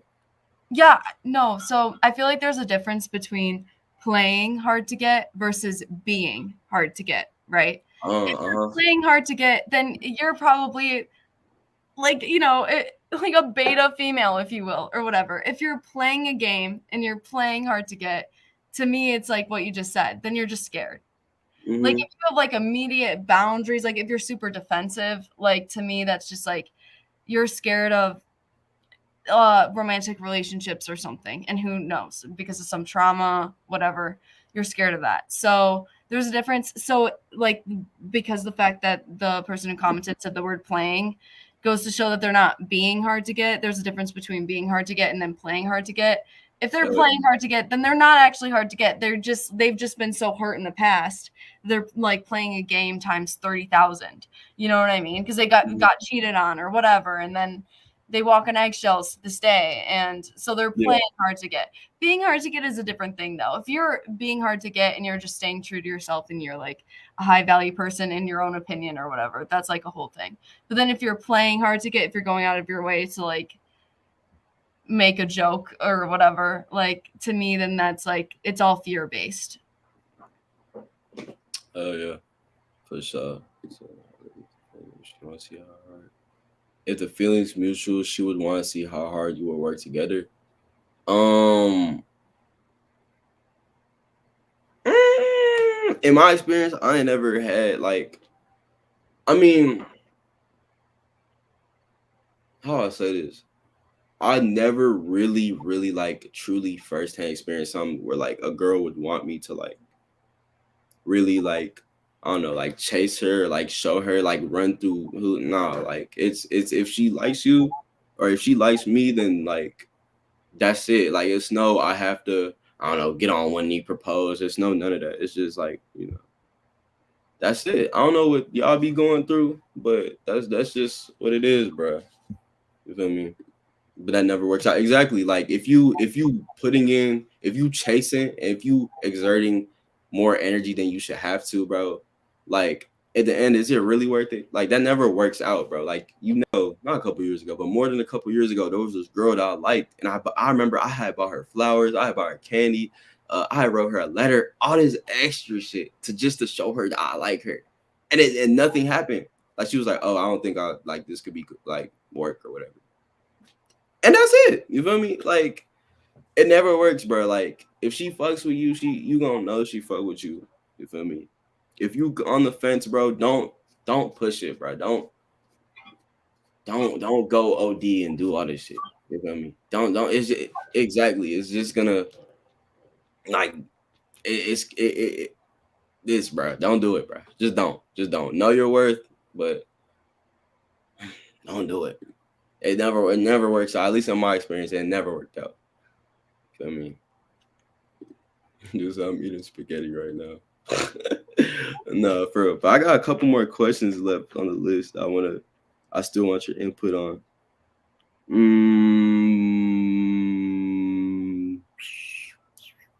Okay, so I asked you in CG, I said, what is a low value man / woman in your opinion? Now, what's the flip side of that? What makes somebody have a high value in your head? Like, what makes somebody high value? Man or woman? Man or woman? Yeah. Okay. I've thought so much about this. I thought so much about men and women and all this like content that I've consumed on YouTube, you guys. Like I think about this all the time. And I think about why simps, right, are a turnoff. When it just should be that easy. It just should be giving a girl flowers, giving a girl letters, whatever. Yeah. So I do think that the reason that simps are unattractive to people is not as simple as most may think. It's not because they're treating the girl well. Like there's a difference between a guy that treats his girl well, that's not a simp, versus a simp that just treats the girl well. Exactly. Yes, there's a huge difference. Because if a guy treated me like crap, I would immediately like I would be so turned off. And there is like, yes, exactly. Oh, I didn't even see that. Yes. I would immediately be so turned off and then leave. But if there's a simp, do you know what turns me off about a simp, if we're really gonna like call it that, go there, whatever? Obviously, I'm a 20-year-old girl, so I've experienced different kinds of guys, whatever. When a guy is simping for me, what really makes me and my friends and like females that I know and in my own experience lose attraction for them is not that they're treating us well, which is so interesting because on YouTube it's like, oh, you're treating them too nice, whatever. It's that I could be replaced with anyone. Like that blonde girl I was talking about earlier, like I don't have a social media. I don't have an Instagram. I don't have a Twitter. It's very important to me. I have a lot of like, I have a lot of things. I prioritize my soul. And the number one thing though is that a lot of guys that are quote unquote simps could replace me with like a bitchy, somebody who posts like who has an OnlyFans. They could literally, and they would be treating her the same exact way, if that makes sense. Got you. So really, it wasn't about my soul. It was about how I looked the whole time. And that's the thing about quote unquote simps, is that the reason why that you're a turnoff, it's the same way that certain guys are turned off if you're a girl willing to sleep with them right away, because if you have a lot of money. So let's say you're a famous basketball player, right? Yeah. Those women that sleep with you right away, they should be called female simps. Because in their mind, they're looking at those. You could be replaced with anybody. You only like me because of my money. You don't like me for my soul. And then women that experience simps experience the same thing. You don't like me because of my soul. you just like me because of my looks. So I'm going to take advantage of that. Just like a guy that experienced woman simps. You don't like me because of my soul. You like me because of my money. So I'm going to take advantage of that and sleep with you. It's like there's always the yin and the yang. Infinity is like how the universe works. There's always going to be the opposite side. You know what I mean? Yeah. And that's what turns me off about simps is because I'm looking for guys for their soul. You know what I mean? Who wants you for I could be you. replaced with a blonde girl who loves Instagram, who loves OnlyFans, who loves posting. I could have been replaced with that girl and they would have loved her. They would have bought her flowers and letters just the same. So really it's not about me. And girls, whether they articulate that or not, they deep down consciously know that. They know you're not with them for whatever. And they take advantage of that, just like basketball players or whatever. I'm just using that as an example with millions and millions of dollars will take advantage of the girls willing to sleep with them because it's like, you're just sleeping with me for my money. And then for chicks, it's like, well, you're just sleeping with me for my looks. I'll be replaced any day. So it's just like, you know, that's the issue with simps is no one gives you that like deeper meaning behind it, you know? Yeah. And then it comes from a lack of self-love. Because if you really loved yourself and prioritized yourself, you'd be more picky. You know, you'd be more picky. But they're like people that are quote unquote sips aren't.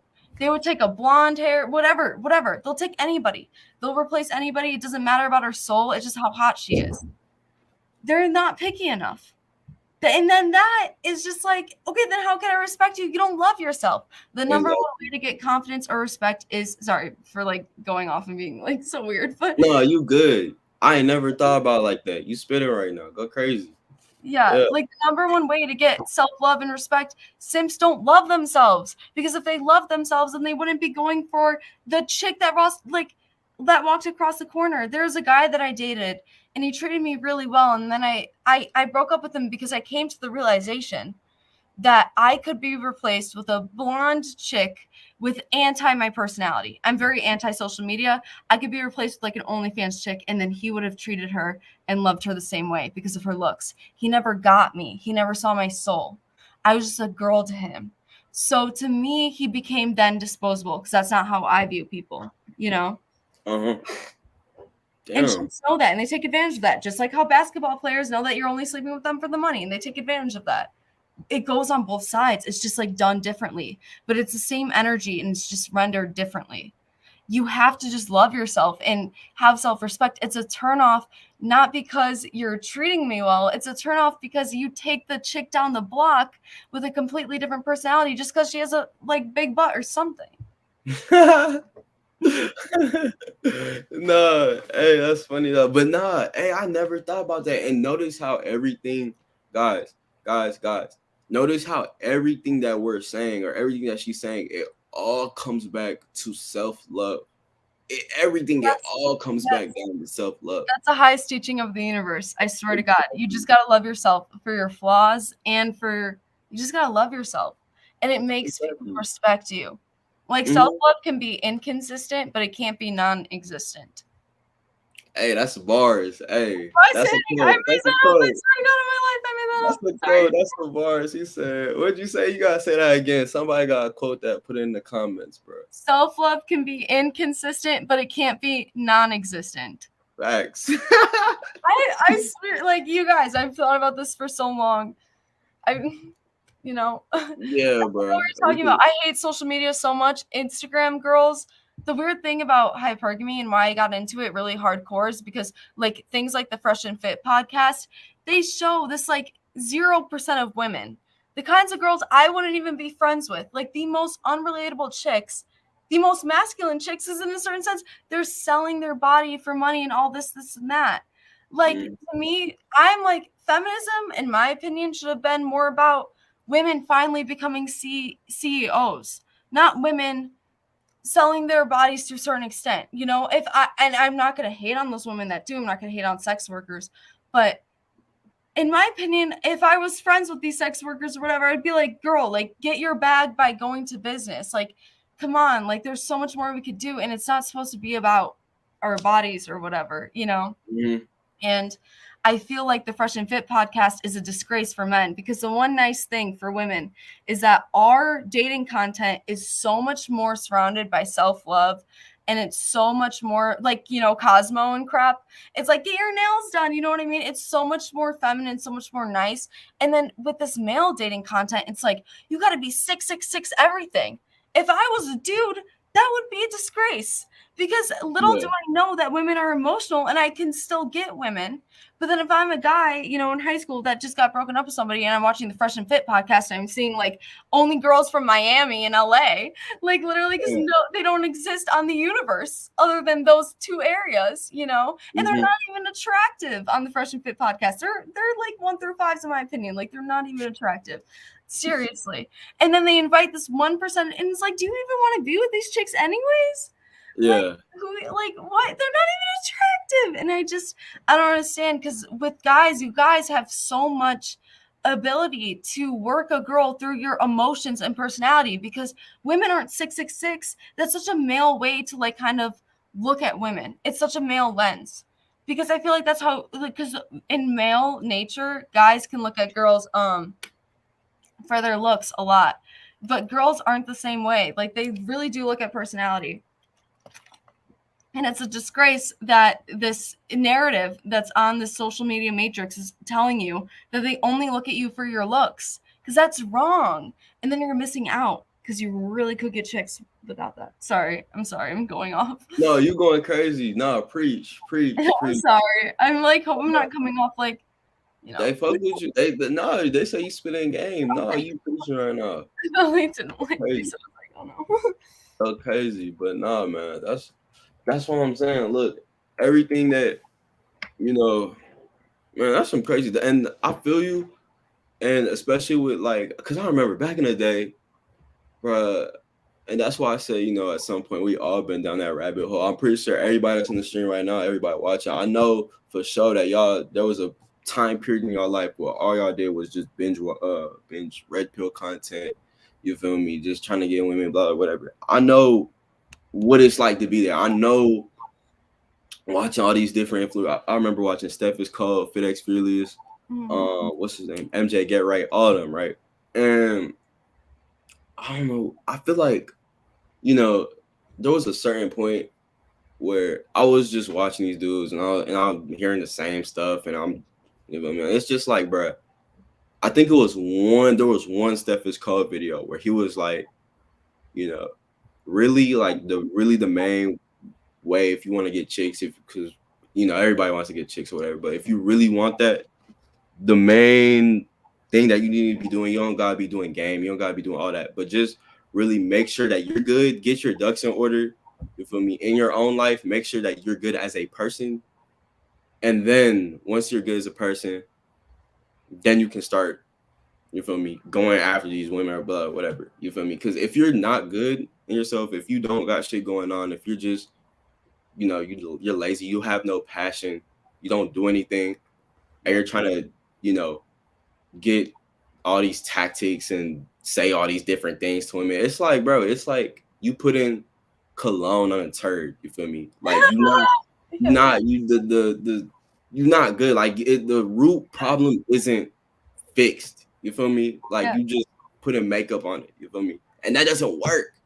Right. That doesn't work. Like it's not. It may work. Like I don't know, for like them. No, it's only temporary. It's like a temporary band-aid. And then at the end of the day, if you even marry this chick, you're gonna go through a midlife crisis and wonder what you did with all of your life. And you were so busy chasing women that you're gonna literally have an existential crisis. Like, what's the meaning of life? You know what I mean? And then you're gonna be closer to death at that point. You have a retirement plan already. You're not gonna take a chance on yourself. You know what I mean? Like, exactly. Only chasing girls. And also another thing that also makes me mad is this whole narrative that guys that get a lot of chicks are happy. They are not. They are empty inside. You got to understand, even if you master the game of pickup and like, let's say you were like a loser in high school your whole life, you have a lot of revenge and fuel built up. Even if you master the game of pickup and end up sleeping with 300 women for like 6 years, whatever, do you think that's really going to make you happy in life? It's like doing a drug. All at the end of the day is like oxytocin is being released. You know what I mean? That's all that is, or whatever. But it's like, at the end of the day, you're not going to be happy with your life. And by the time you realize that, it doesn't matter if you slept with hundreds of women, by the time you realize that you're empty because you were always trying to fill the void, you know what I mean? Mm-hmm. It's too late.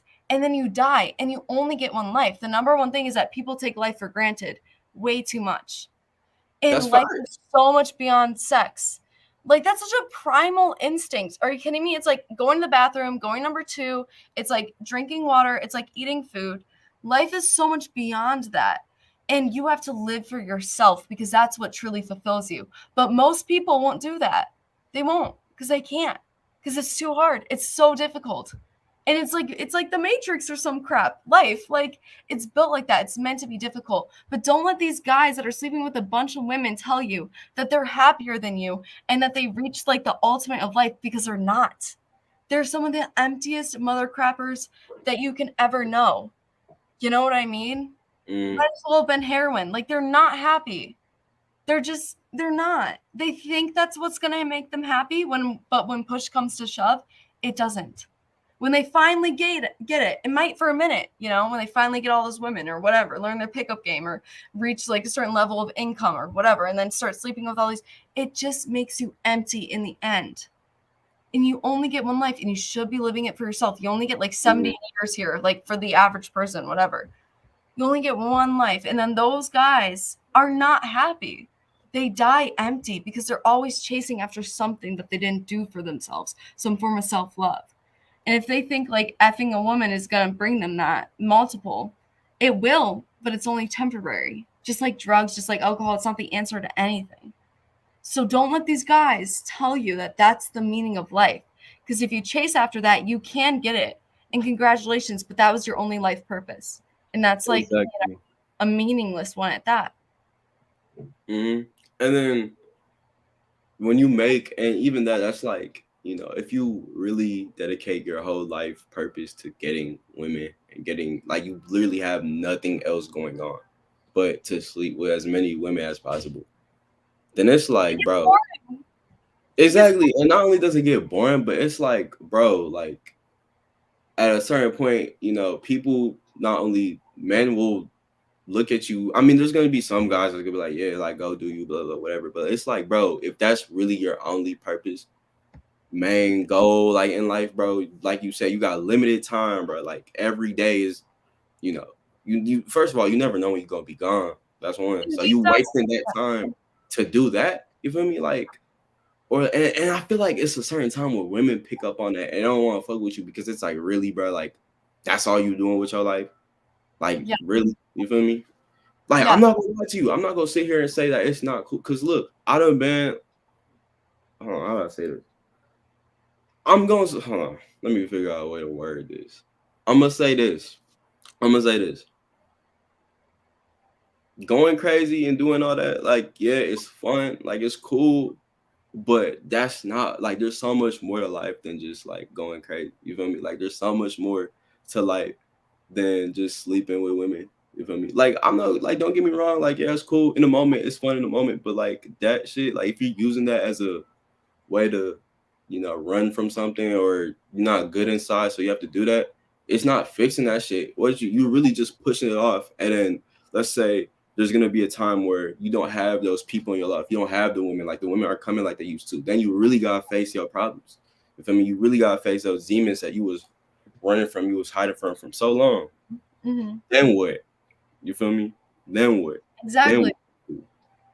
And then if you're that kind of guy that's getting like hundreds of chicks in a night, like, let's say you're Leonardo freaking DiCaprio or whatever, that crap gets boring because you're only, like, in a sense, you're like having sex with like a bigger version of like a fleshlight to a certain degree, because that person doesn't even like you for your soul. They don't even understand your childhood, like what led you into this career as an actor or whatever. They don't even get like the deepness and the, you know, like the cool stuff that goes behind making you who you are. And the thing is that humans, at the end of the day, no matter what, you can F a bunch of like chicks and crap, but what you really want deep down is intimacy. Because those chicks could be like anybody. And it's like, yeah, okay, you made it. You had sex with a bunch of chicks that only like you for your, you know, dollars. But how would that not leave anybody empty inside? That would leave everybody empty inside. And so one thing that I do notice in the male realm of things, just like with me and my friends from high school, that like, you know, all about attractiveness and whatever, like girls dress for other girls. That's the number one rule, is like girls really do try to look good for other girls, other women. That's like, you know, but then the male version of that sometimes is that men sleep with other chicks for other men. That's fact. Yeah. I'm just saying, it's all an ego game and it's all a joke. And I'm just saying, it doesn't make you happy, it doesn't make you fulfilled, because that's not deep down intimacy. Who wants that? You only get one life. You know what I mean? Who wants that? Instagram only lasts so long. When you're on your deathbed, are you going to be caring about what you posted or how many likes you got? Yeah. Probably not. You know?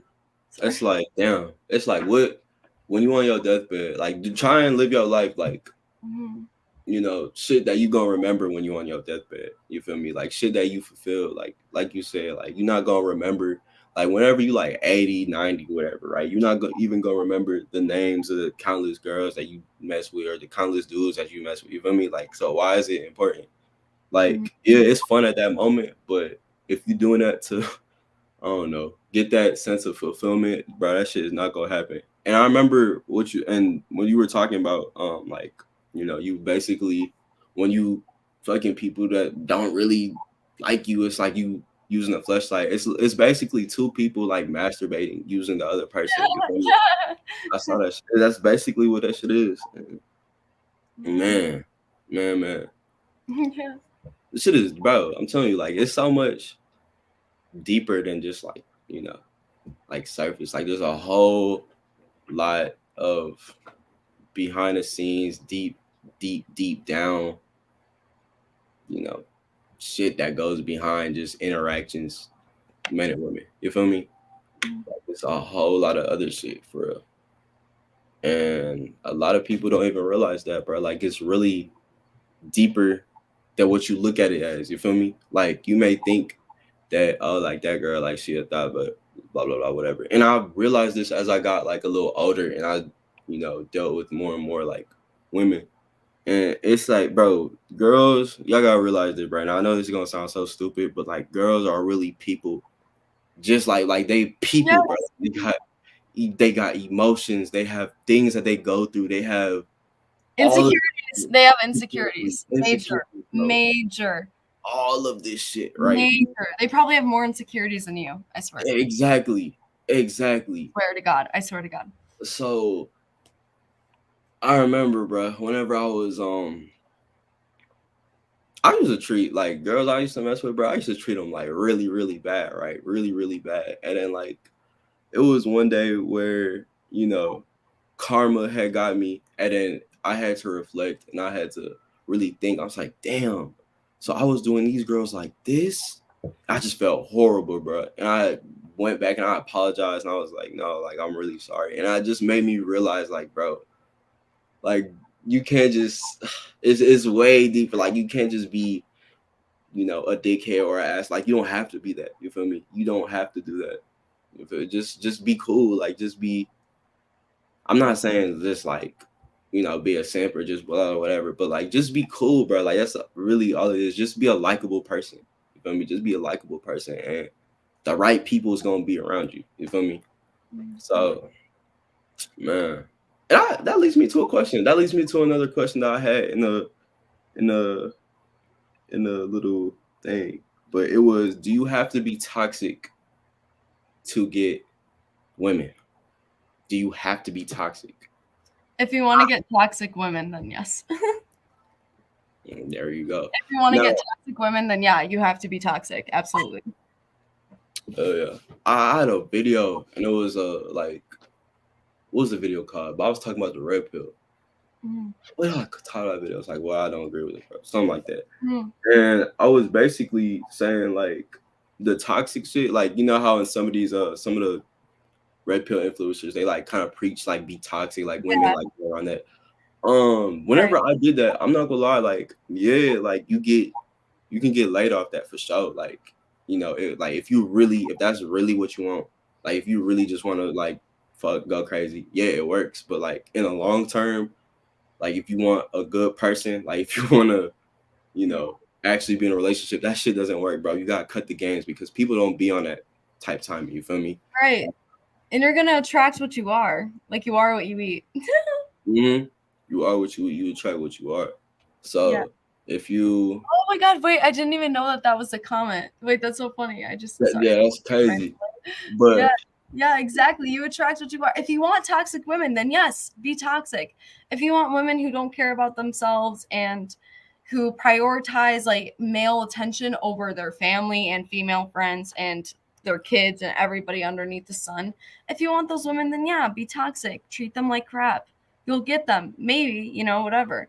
But if you want a woman who's just like a normal human, but just like, you know, going through the same experience that you are, then don't be toxic. Like, that's the thing also I see in male content is that they tell these guys to be toxic, and it's like, dude, like, yeah, be toxic if you want toxic women, but if you're just trying to a human being trying to have a human experience, trying to, you know, maybe have a relationship experience, then don't be toxic, because then you're just going to attract the wrong women. You'll attract women, but they're not going to be the women that you want at the end of the day. If you like every other human deep down want intimacy, which is what everybody wants.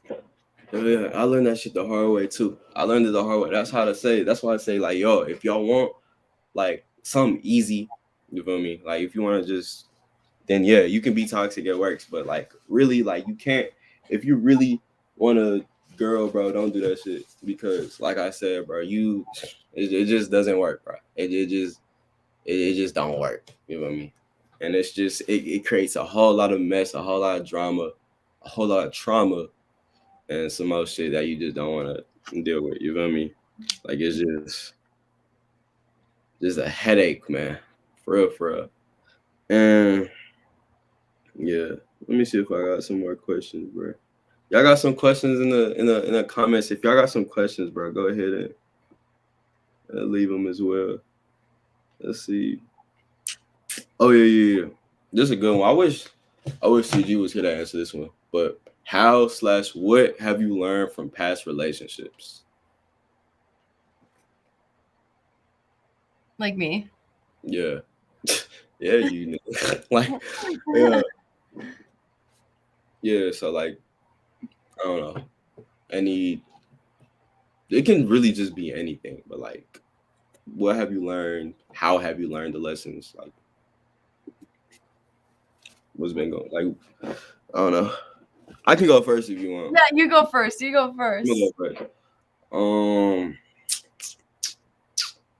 Bro, I learned like a lot, bro. And I kind of talked about it, but it was just like really just don't play games, bro. Like that's something I would do. Like I would just, and it wasn't like I would play games because, or maybe it was that deep down, but like I just did that because whatchamacallit.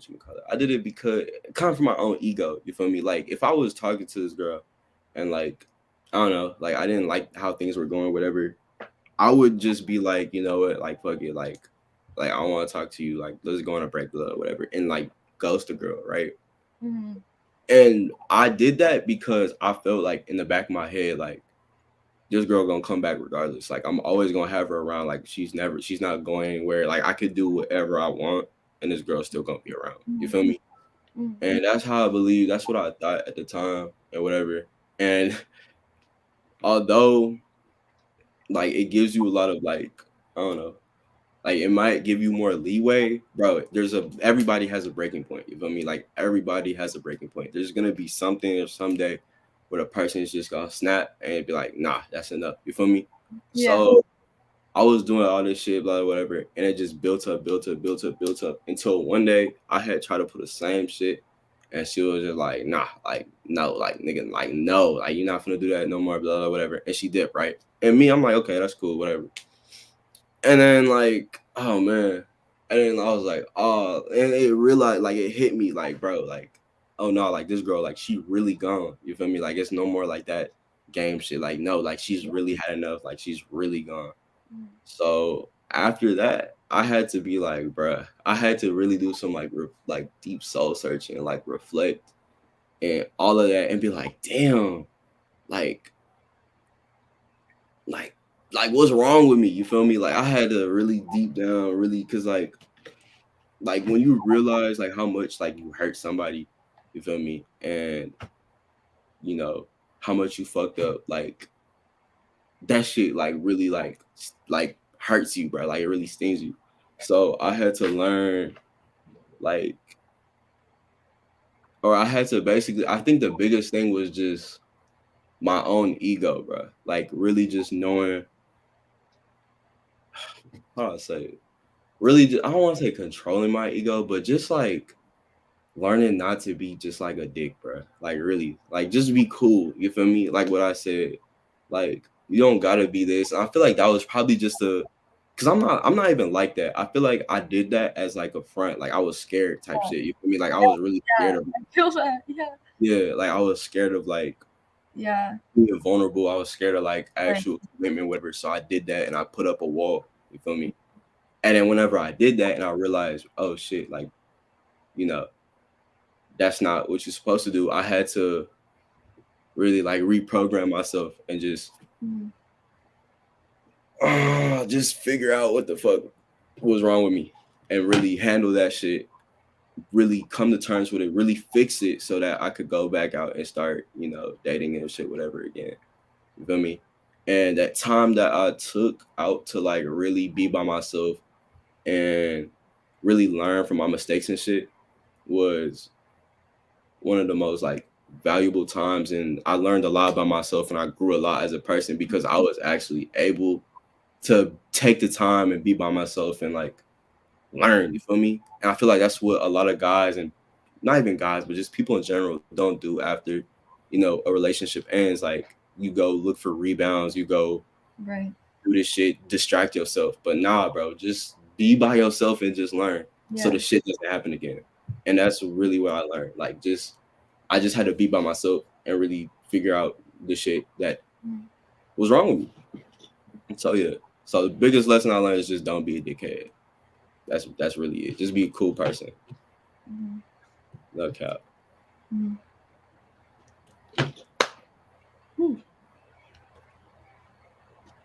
It's a funny question.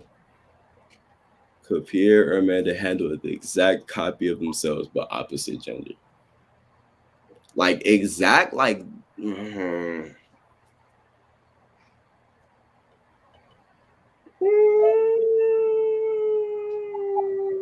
I don't know, bro. Like okay, I like me, like I love myself, but I don't know if I could date like a girl like exactly like me. That's weird. You know what I mean? Isn't that weird to you? Like, would you date a dude that's like exactly like yo person that like yo like acts like you, like has your whole mannerisms and everything, bro? Like, nah, I can't do that. I can't. Yeah. Maybe friends. Yeah, like I could be cool with them. Like I'd be cool, like yeah, like friends, but like I There'd can't be date. like some imbalance. Like I'm a talker. I like to talk. Like I like to be the talking one or whatever. In most of my experience. So then if a guy was the exact version of me, they'd be talking and be like, "Yo, stop." Like, nah, bro. Yeah, exactly. Like I'm just like But in me. certain Like ways, I feel like I'd love it at the same time. I have no idea. I don't know. yeah, like I mean, like that's the thing. Like if I had like a twin, like if it was like literally like an exact person like me sitting right here, bro, we'd be like cool. Yeah, at the same time, we'd vibe on everything. Like Yeah, that's like my best friend. But like if I'm supposed to be in a relationship with like a clone, bro, I can't do that, bro. That'd be just too much, like all the time. Yeah, nah, I don't know if we could balance like yin and yang. It'd be like too much yin or like too much yang or whatever you want. Like no balance type shit. You know, it's either like, cause I know me, I know like it depends on who I'm around. You feel me? Like my energy kind of like I'm a very like outgoing person just like by default, but like I'm gonna be it depends on like you as well. You feel me? Like if I'm cool around, like if you cool person and like I just know you cool, then like yeah, like I'm gonna turn up low or whatever. But like if you kind of weird, like or if you're not really whatever, like I'm gonna just I might keep my distance. So if I'm around me, and I know I'm cool, it's just gonna be just constant, just me just like cool. I can't do that. That's too much. Like nah, bro, nah, no. He said I was on the juicy question. Alright, bro. I want to create drama for my own personal entertainment. Please, bro. It's my birthday. I know a question you asking too. I know hold on, Booty Man. I know what question you asking too. I see it. I'm not stupid. You said I'll skip my question. Nigga, I did that shit on purpose, my nigga. Like I'm gonna let you answer that question in your head and create your own whatever. You feel me? All right, Booty Man. That's what we gonna do, bro. So whatever you think, that's what's gonna happen. That's just your answer. You feel me? I know what question you asking. Can you see the comments? Yeah, I haven't been looking at them, but yes, I can. Sorry, I switched off when I got mad. Again, I'm sorry for getting mad. I'm sorry for getting mad again. Gosh, that's I'm sorry. No, it's so cringe. I just can't. I don't know if I can handle any of this. Like, I'm a very private person, but that doesn't even matter. Like, I'm extra. I don't know. No, God, look at the. I stopped looking at the questions and it made me so much happier. I'm like, yeah. Because before I just saw, I don't know, I just got mad. I just I'm Italian. I don't know, I get mad. You're Italian? Italian as hell, yes. And I get so mad. Yeah, cool, I know. Yeah, but I live in Illinois. I should be tanner, but I'm not. That's the thing, bro. Bro, yeah, if I lived anywhere else, I would be. Swear to God. Tell me, bro. I was watching Jersey Shore. Like, I was just rewatching it, bro. Yeah, I'm short too. Hey, bro. We all are, we're all short. Look at the snows. That's funny as hell, bro. That's what he said. See, okay, let me ask you something, like, just on some fun shit. Do you think, would you ever see, like, if people, okay, let's say the cast and directors of Jersey Shore came up to you and was like, oh, like, you have the look, like, oh yeah, you're Italian, like, can you come be in the show? Like, would you do that shit? Because think about it. I was just thinking, bro. I was just watching the show. And I'm like, bro, these people on Jersey Shore, like, they literally got rich and famous off of just staying in their house together. You know what I mean? And just doing some crazy shit. Right. Like, I'm sure some directors asked them to do some stuff, but, like, I mean, shit, like, it's a bag, bro. Like, these guys had different opportunities open up for them because just be on the show, right? Mm-hmm. So, would you do something like that? Like, would you, if they came to you and was like, yo, come stay in this house with some other people, blah, whatever. What you doing? You taking an opportunity, or you like, nah? That's sort of how I feel right now about this YouTube channel that I could start. You know what I mean? Like, Pierre linked it down below, but I've not posted any videos, and I'm not sure if I will, because as I mentioned earlier, I hate social media so much. I live to hate social media, but in my in college and stuff, my major is writing. Mm-hmm. I think this generation is in our generation, and then even our younger generation is in such need of help. I think everything right now, a lot of toxicity in life, all stems from social media. Like, we can, talk about, the empirical, theories of why this is that happened, but a lot of it, I feel like, can just, at the end of the day, relate back to social media. I hate social media. Mm-hmm. So I'd be a hypocrite to start a YouTube channel for male content, and I would only do it for male content because I think that that's what's missing most of, I don't think there's enough male content as opposed to female content about dating. There's so much. There's like years and decades long of magazines and radio and broadcasts. Like, there's so much for females. There's not enough for males. So I start male content. But the issue is that I'm against social media. So I don't know. Like, so that sort of just reminds me of this whole thing that I'm dealing with, is whether or not I start a YouTube channel. At the end of the day, if I were to start a YouTube channel, or if I like post videos, because I really just hate being on the internet, because I just hate the internet. Like, it's sort of what I live for, to hate. I want to be like an infamous author, but I hate, but like my quote in like the front of the book would be something about anti-social media, because I think it's the biggest thing corrupting people today. I just believe that in my heart and my soul. And so making money off of it, like with this like content that I could do, like I would do it, but at the same time, I would do it. I'm not even sure, but I would have to make sure that it aligns with my life purpose in a certain way.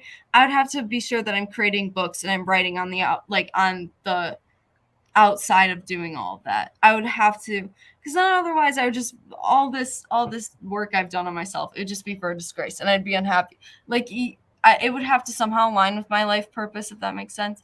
So like, yeah, I would go on Jersey Shore to get the bag, but I'm hoping by the end I like do something super respectful and in line with me and my soul, like creating a book or creating a script or creating a movie, something that could help people, or like beyond that, like something that I would have to do both.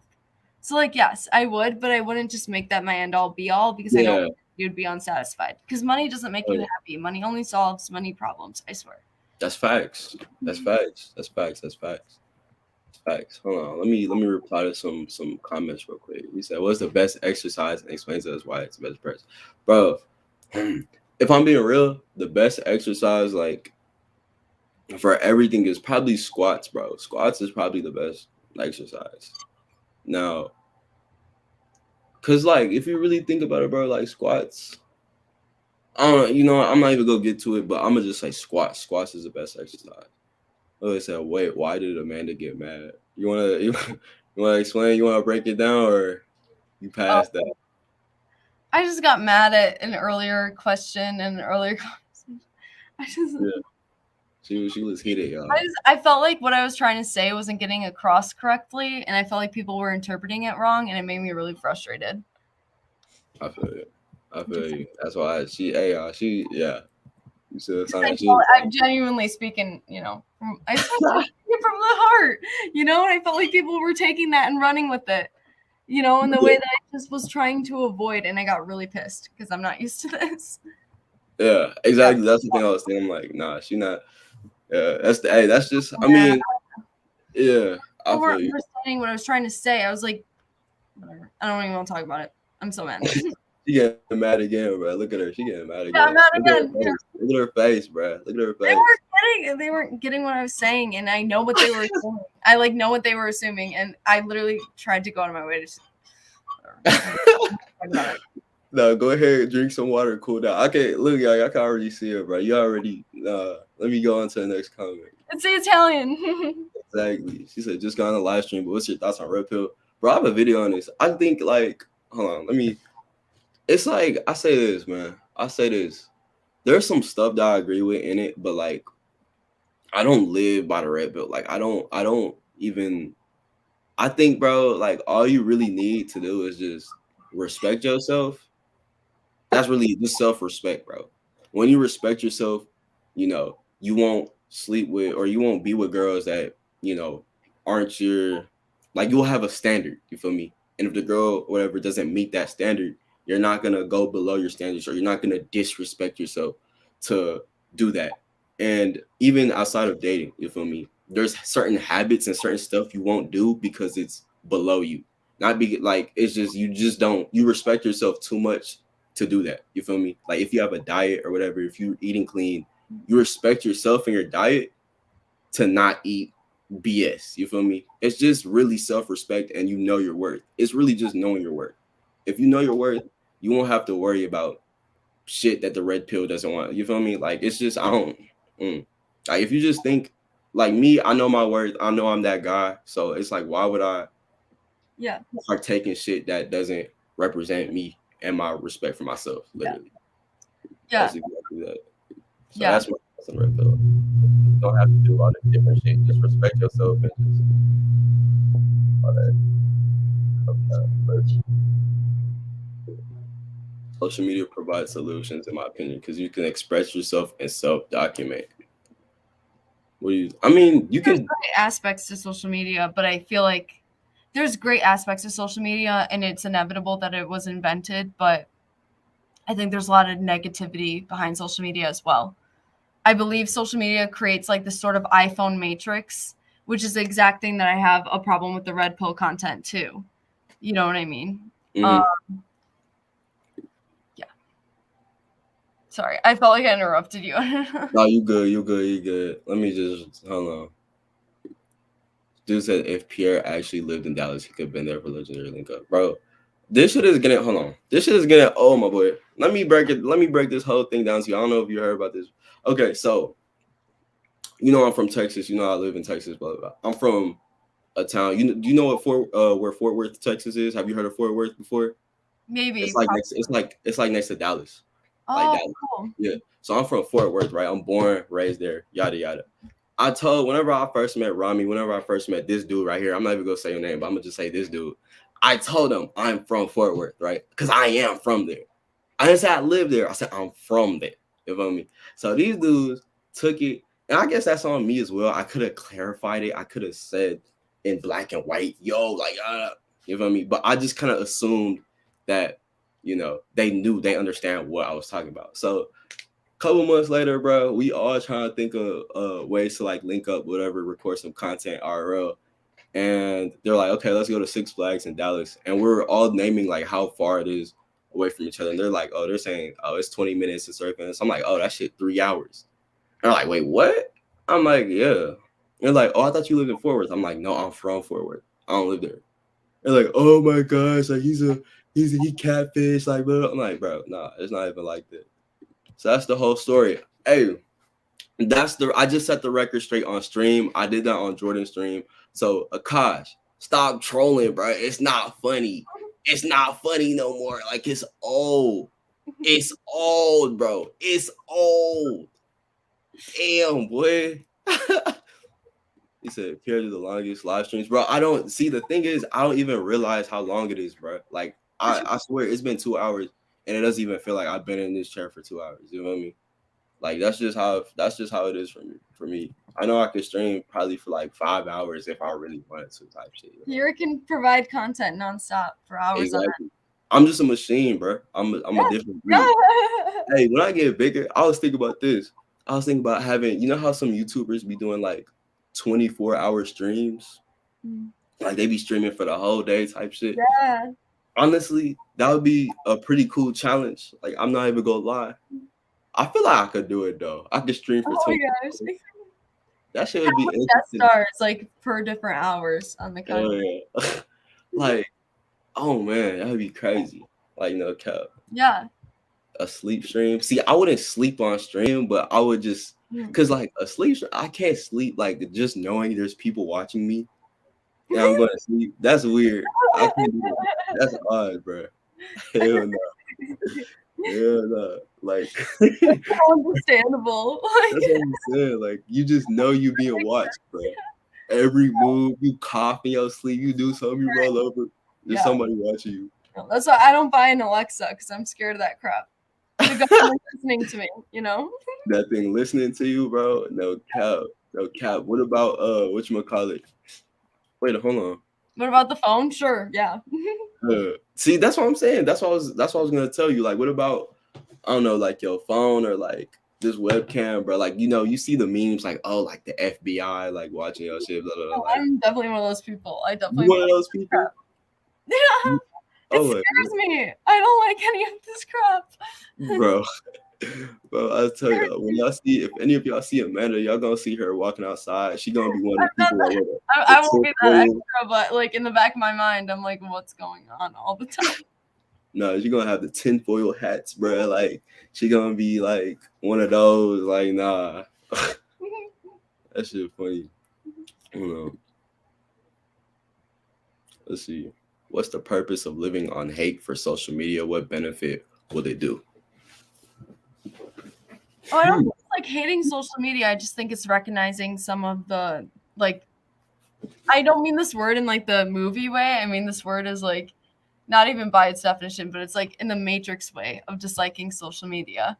I feel like social media creates like a weird reality for the individual, you know, staring at their like iPhone or whatever. They think that that's all that exists outside of them. I'm not trying to hate on social media. I think it has great benefits, but I think that there's this weird sort of concept in this matrix and this like weird self-fulfilling prophecy that goes into witnessing social media, like with a lot of RedPill content and like the Fresh and Fit podcast. Like they invite like the certain demographic on to their podcast, but I don't even experience those women in my actual society, my actual eye to experience. Yeah. I've never even met those women. But then when you consume a lot of their content, you think that that's all that exists. So then you create a self-fulfilling prophecy and then a confirmation bias, which are psychological things. I think social media can psychologically mess you up. It's like it makes you think that your reality is different than what is. Exactly. And create a full construct. And it's like, it's really like living in a pyramid scheme. I mean, it's just insane. Like the power of social media is insane to me. Like all these women on there, you know, I mean, it made me so insecure in high school and all that crap, you know. But then when I just walk around and experience my life and go to work, I was a waitress at Denny's for 4 years, go to work and all this stuff. I experienced such different, you know, experiences. And It's just yeah, bro. Like like social media make your life seem like a lot lamer than what it is, bro. Like you think you're supposed to be doing all this. You think you're supposed to be in LA, Miami, right? Living life, having a man, like you buy a mansion. That's not how it's supposed to go. Exactly. That's just not how life is, bro. And of course, social media is like, just the highlights of everybody's life, bro. They're not gonna show you.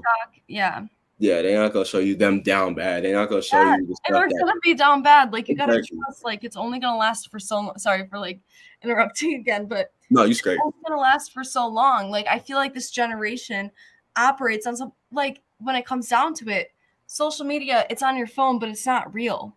Like if you take away your reality and separate it from what you've seen on your phone, it's so like empirically different. Yeah. Like your own, and then you're only a human and you're gonna die one day, and then you experience this different reality. But because of your phone, it taints it. But if you just had, like, for example, if you just stopped using your phone, like for example, in high school, I used a flip phone like all my junior year, and like 99.99% of my problems went away. My parents sent me to boot camp. It was called Outward Bound. I swear to God, because I was a really bad kid. A bad kid in the sense I just didn't go to school. I had an existential crisis. Whatever. I didn't go to school a lot, and my parents sent me to boot camp. And when I went to boot camp, it was in the neck of the woods of Minnesota, and it was like naked and afraid with clothes on. I didn't shower for 2 weeks. We canoed and walked everywhere by foot.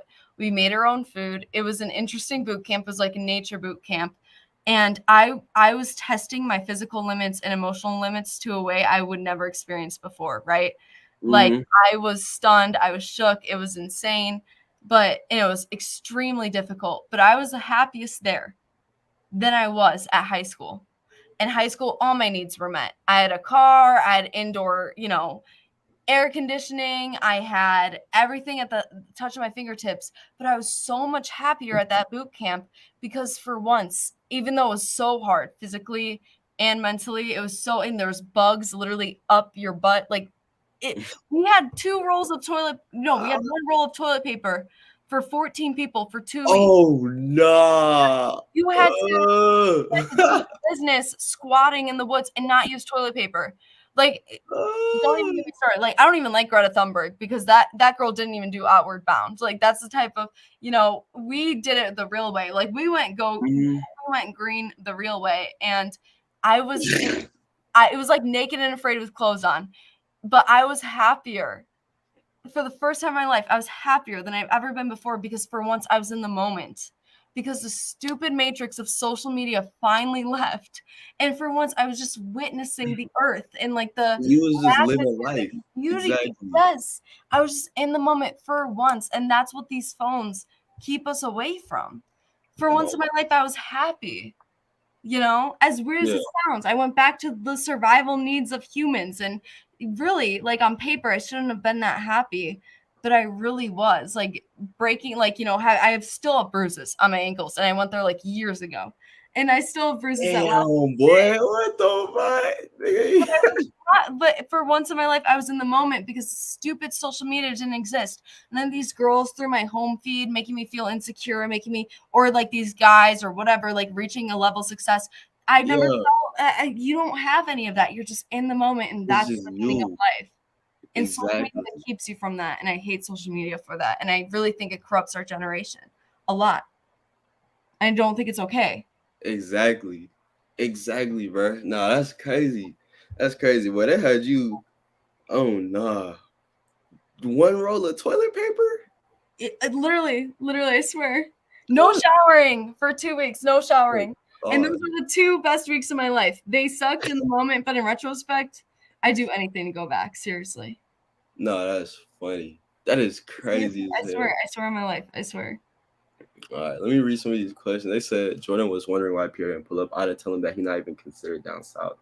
Bro, wait, this doesn't make sense because you know Round Rock is like more south than Dallas is, right? So who's really not considered down south? That doesn't even make sense, bro. Like what? Like what are you talking about? What are you saying, boy? Does Amanda want the N-word ass? I was tripping, bro. Y'all funny as hell. They said exactly, bro. Like you live life vicariously through like other people, bro. Right. You feel me? Like yes. you doing one thing that I never like. One thing that was always funny to me, like you know how Instagram has like the live feature, right? Like where people go live, like people will sit. I mean, I guess that's kind of what people are doing right now, but like we actually provide a value and like spitting game and shit, right? Yeah. But people will watch a celebrity like I don't know, stare at their phone or like do something. Oh, they living their life as well. Like, bro, you are literally sitting down somewhere in your own body, your own brain, your own place, and you watching somebody else do something. Like it's so funny. You feel me? Like it's hilarious, bro. Right. Yeah, that shit is so fucking funny. Yeah. And that's my exact problem with RedPill content too. As counter, so the nature of life, if you really think about this and meditate on it, nature of life is counterintuitive. So what I mean by that is that it's the easy choice to like eat donuts and not do your homework. It's the harder choice to do your homework right away. You know what I mean? Mm-hmm. A lot of life is counterintuitive. And the issue with RedPill content is that it'll actually stop you from getting laid. I'm telling you, as counterintuitive as that sounds, which is the nature of life, it's counterintuitive. Otherwise, we'd just be eating donuts all day, like, you know, fulfilling every survival need, watching porn, whatever, just like no fap. That's counterintuitive. You know what I mean? It's like intuitive for your body to want to jerk off, whatever. It's counterintuitive to stop. But then when you stop, you realize a lot of things and you gain a lot of whatever. So this RedPill content actually stopped. And that's why I even got into this crap, because I'm like, it's so funny because the female content isn't even like this. It's Cosmo. It's all about self-love. It's not like this. RedPill content is stopping you guys from getting laid. Hey, y'all heard it here. Say that one more time. Say that one more time so they can hear you in the back. Say it one more time. RedPill content is stopping you from getting laid. Now drop the mic. You gotta drop the mic. Yep. It's about 3 guys that live in Miami who are getting laid, profiting off of your money. I'm telling you, they're stopping you from getting laid. I swear to God. Because counterintuitively, what they're doing is that they're putting women on a pedestal by making women like so alien-like these Miami, LA chicks that I've never even met or nor would be friends with. Like they're so unrelatable. I can't even imagine what it's like to be them, and my friends as well. So by putting these women on this weird, like alien-like pedestal, actually what it's doing to you is that it's making you fear women more. And it's making you disconnect from women more. And that's turning more women off. And then it's closing your options off. And then you create a self-fulfilling prophecy and a confirmation bias. So then it stops you from getting laid. In these Fresh and Fit podcasts, they are also known for censorship too. They've been deleting videos of other people. Oh, yeah. I don't heard about that. Chicks aren't even attractive. That's on their podcast. It's like, why would you want to give them at all? Not only do they have a terrible personality, but they're unattractive. And then these guys are stopping you from getting laid because really, if you want to get laid, don't be intimidated by them. Don't view them as aliens or so different from you or so, you know what I mean? So foreign. Exactly. Thinking a foreign narrative makes it like, of course, it's just gonna make you like, what the hell? So you're not gonna end up getting laid. Versus if you put a girl on a pedestal, you see up her skirt, and that's all this content does. It's actually bad for guys. It's actually stopping you guys from getting laid because when push comes to shove, females are just as insecure and are just as human as you, and that's what you should be saying. That's what I be saying, bro. Like literally. Nah, you spitting like she going crazy. She's spinning right now. No cap. I be saying this. I'm like, bro, if like, hey, no disrespect to anybody that makes red pill content that does that shit. Like, get your bag, whatever, right? But I just wouldn't. I don't want to sit and make videos on women all day because, frankly, I don't give a fuck. Like, I don't care. I don't like. I just don't care. You feel me? Right. Like, you by doing like, yeah, you can say don't put women on a pedestal. Don't do that. Don't do that. But by doing that, bro, They inevitably do. Exactly. Yeah. Like if you have a channel and all you make is videos about women, what are you doing? Right. You Right. put them on that, you feel me? Like, bro, if it's that important that you gotta spend all your time talking about that, my nigga, you making it a priority subconsciously, bro. You feel me? Like, bro. Yeah. No, that shit crazy. I think it's, bro, nah, you spinning, bro. No cap. You spinning right now. It said Pierre versus Amanda 1v1 basketball. Nah, bro. Who y'all got winning that? Now, how tall are you? I'm 5'3" and I'm almost 5'4". So you 5'3". She said almost 5'4". No, you 5'4". I'm 5'3" and a couple of quarters or whatever. Are you like? Have you actually like? Are you cold? Like, can you hoop? Like, shit. Like, can you? No, I'm a brainiac. I don't do the sports. Actually, so you like the? Nah, you the nerd, bro. You was doing.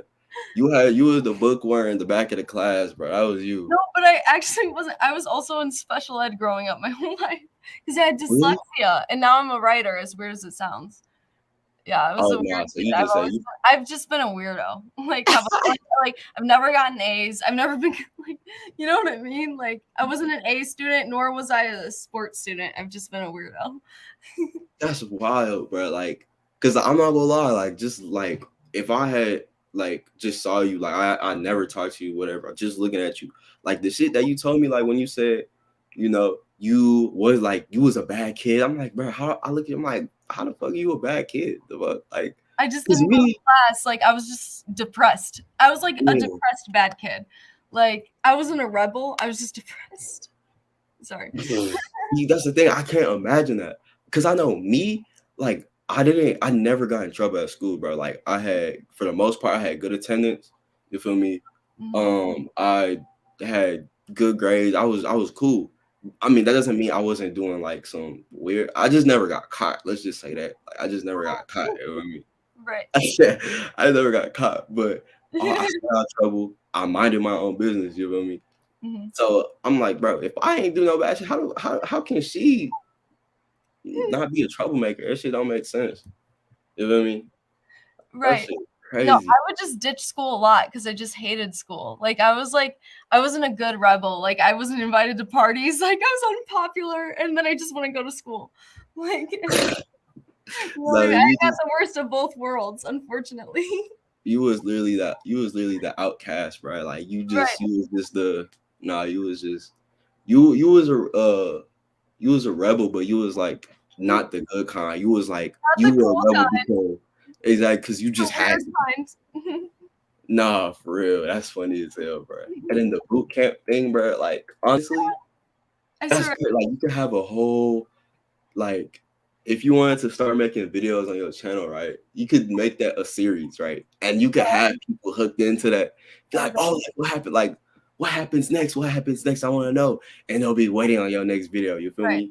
Yeah. That's crazy. You could have a whole ass series. Yeah. Like, crazy. You gotta tell me like the whole story like another time, bro. Cause I gotta know about that. Yeah. I have no. Hey, bro. I mean, see, Amanda. That's why you gotta stop making videos. You feel me? That's why you gotta start making videos. I don't know. That's why, because, bro, y'all gotta know, like, Amanda cool as hell. Like, man, I gotta know. But if you, now I'm just saying, I mean, of course, you're gonna do what you gotta do. But like, if you did make content, if you did make videos, bro, I could just know. I could just tell that you're gonna have a lot of people like supporting you around you because you cool as hell and people like, you feel me, gravitate towards that and they want conversations with people like you and you a girl. Like that shit doesn't, you feel me? Like there's comments in here like, oh, like damn, like she spitting, like she know what she talking about. You feel me? Yeah. So yeah, I was gonna say something else, but I fucking forgot. They said, "Oh, yo, I accidentally put somebody in timeout. I was trying to put a comment, but the comment was, "Do you meditate?" I accidentally put them in timeout. Holy shit, that's tough. But do you meditate?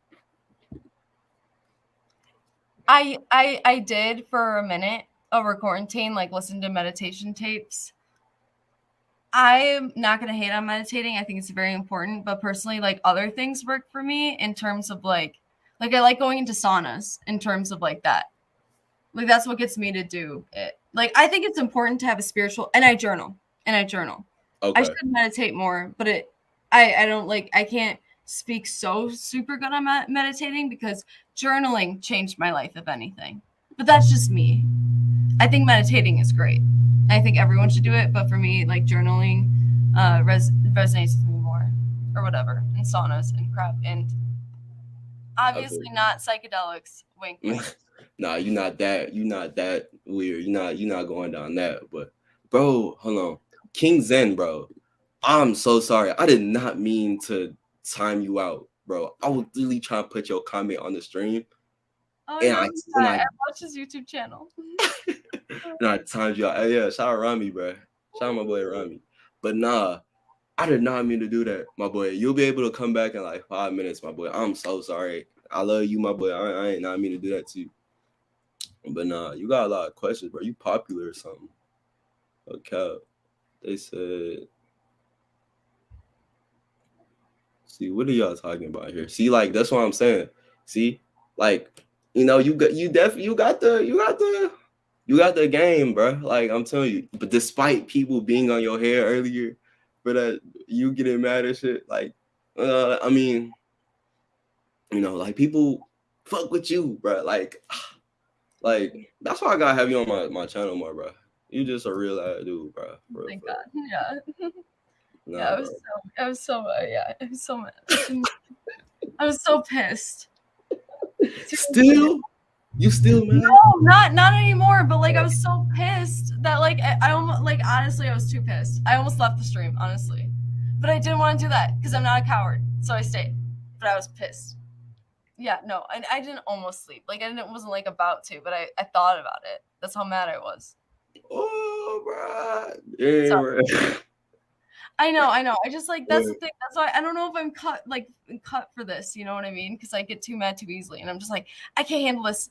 But I'm so glad I stayed on. I'm so glad I stayed on because this is turning out to be like the best thing, and this is everything. It's just so great. I like love talking. I'm so glad I stayed on. That would have been such a beta move on me if I left. Beta move. Yeah, hell no. I had to stay. I was pissed, but I stayed. And then I just turned off the comments, so I can't see the comments. That's a great. I just never had them on. I'm too weak for this crap. I'm too weak. Like, I'll admit it. Like, I can't. I just get too mad. I feel you, bro. Hold on. That's a question. Man, what's your opinion on NoFap?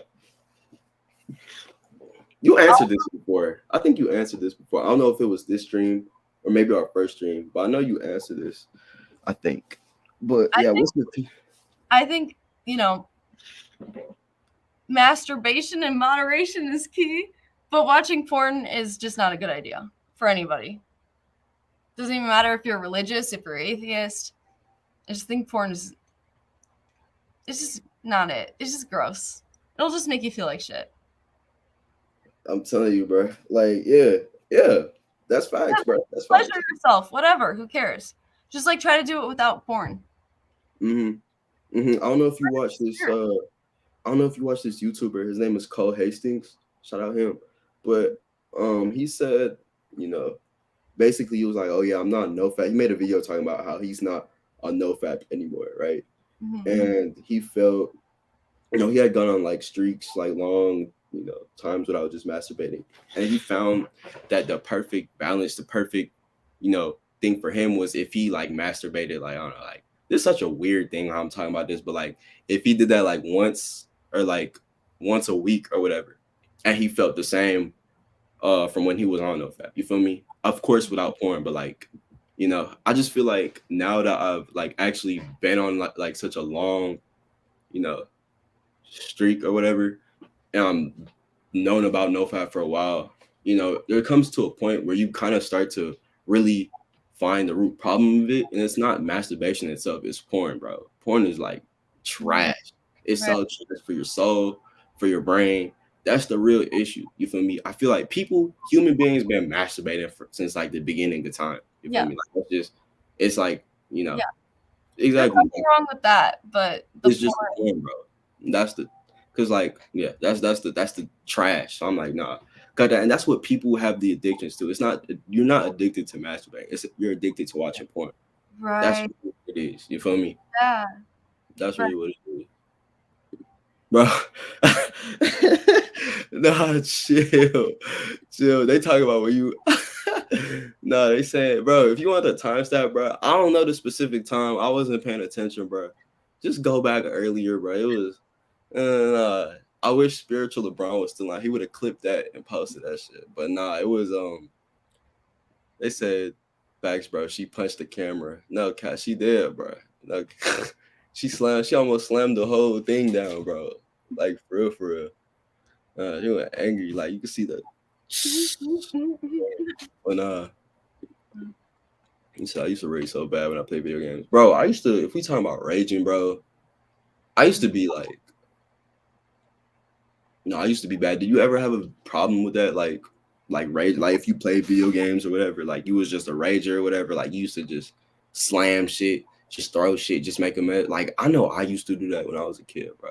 I had a really bad problem with it. And I think it's just, I don't know. I think it's just, I want to say something that runs in my family, like you get angry or whatever, but because my brothers do the exact same thing. Like when they play video games, when they do something, they just get mad and just start breaking shit. And I was the same way when I was younger. You feel me? So whenever you was mad earlier, I thought I had to like, I don't know if you're gonna start breaking shit or you gonna start throwing stuff or whatever, but nah, that's how I was when I was younger. Okay. They said I have the problem masturbating, but I don't watch porn. So you have the opposite. Like I feel like if you don't, as long as you not watching porn, bro, I feel like you good for the most part. But anything like you should have everything in moderation, bro. If you are doing that, if you are masturbating, bro, don't do it. You shouldn't be doing it so much to the point where it's like messing up relationships with people. Like you're doing it so much that you don't have time to do what you actually got to do. You feel me? Don't do that. And that's with everything. Like if you addicted to playing video games, bro, you're gonna wake up and get straight on the game. You're not even gonna brush your teeth. You're not even gonna wash your face. You're not even gonna take a shower. You feel me? You just gonna get up and play the game. Don't you gotta be aware of like that shit. You feel me? So Right. yeah. Yeah, I feel like a lot of addiction is rooted in like avoidance and also being bored and running away from your avoidance of your problems. Like a lot of addiction is rooted in avoidance, and anything can be done without moderation, such as like if you there's one thing to have a porn addiction, there's another thing to have a masturbating addiction. Either way, what do the two have in common? You're running away from your problems. You know what I mean? You're just trying to escape, you know, and that's your form of heroin. You know what I mean? That's your personalized form of that. That's all. Like all addictions have something in common, even if it's food addiction, if it's even working out addiction, if you know, That's true. interesting enough. But a lot of them have something in common, and you're running away from some form of reality that's like natural and that you can't accept, because reality is really hard to accept at a certain point in life as a human. So like you're just running away from something. That's fact. Like a lot of addiction problems are rooted in that. In fact, I quit nicotine. I used to Juul for about 5 years, and I'm on like 300 and day 4 now or something. I just reached. Hey. And I don't joke when I say the first 299 were the hardest. So don't start nicotine if you haven't. And then if you have, you can quit, but just know it's going to be hard, and plan it out so the month that you quit nicotine, you don't talk to anyone or whatever. But you be getting what? Like you get, what's the withdrawals? Like you be getting angry, like you get mad, like you get irritable. Oh my god, nicotine! I swear to God, I say this all the time. Nicotine is the only X I want to go back to. That I love that. You know what I mean? It releases a chemical in your brain. You know, if you have problems with people, just look at them like oxytocin or whatever. It's just a chemical being released in your brain at the end of the day. That's extra, but you know. No, you. That's funny. Nicotine is hard though. Nicotine is hard. It's so amazing, but I hate it. It's so good, but it's so bad. No. But after 300 something days, I'm 300 something days quit, and I don't plan on going back because it took something I learned at that boot camp where I didn't have nicotine for 2 weeks. Is that without nicotine, you're way more in the moment. Really? And that's the point of, yeah. With nicotine took me out of the moment a lot, and the phone, like together, they took me out of the moment a lot, and that's just the worst. That's just the worst. You're dealing. Then you have anxiety. That's how you get anxiety. Anxiety is just worrying about the future, and depression is just being stuck over the past. Mm-hmm. These are things that everybody gets. That's literally, bro.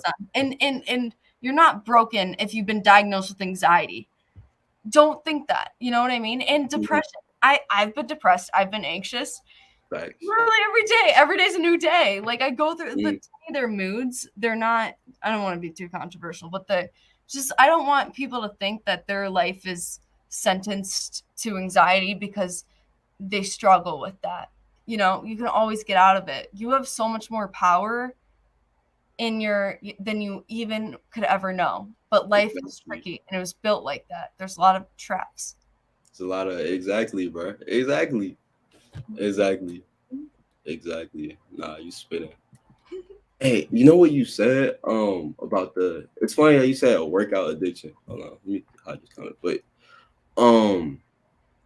bruh, it's really crazy. Like you could really be addicted to anything. I know there was a point, it was over summer, and I was like working out like it was a point in time where I didn't want to take like any rest days or like give myself rest because I was like so like I don't know what it was, but I was just like I just wanted to work out like all the time. Like I mean, I still work out. Like of course I work out, but it was back then. It was like I gotta do it. You feel me? Like I feel like it was like fight or flight mode, kind of. Exactly.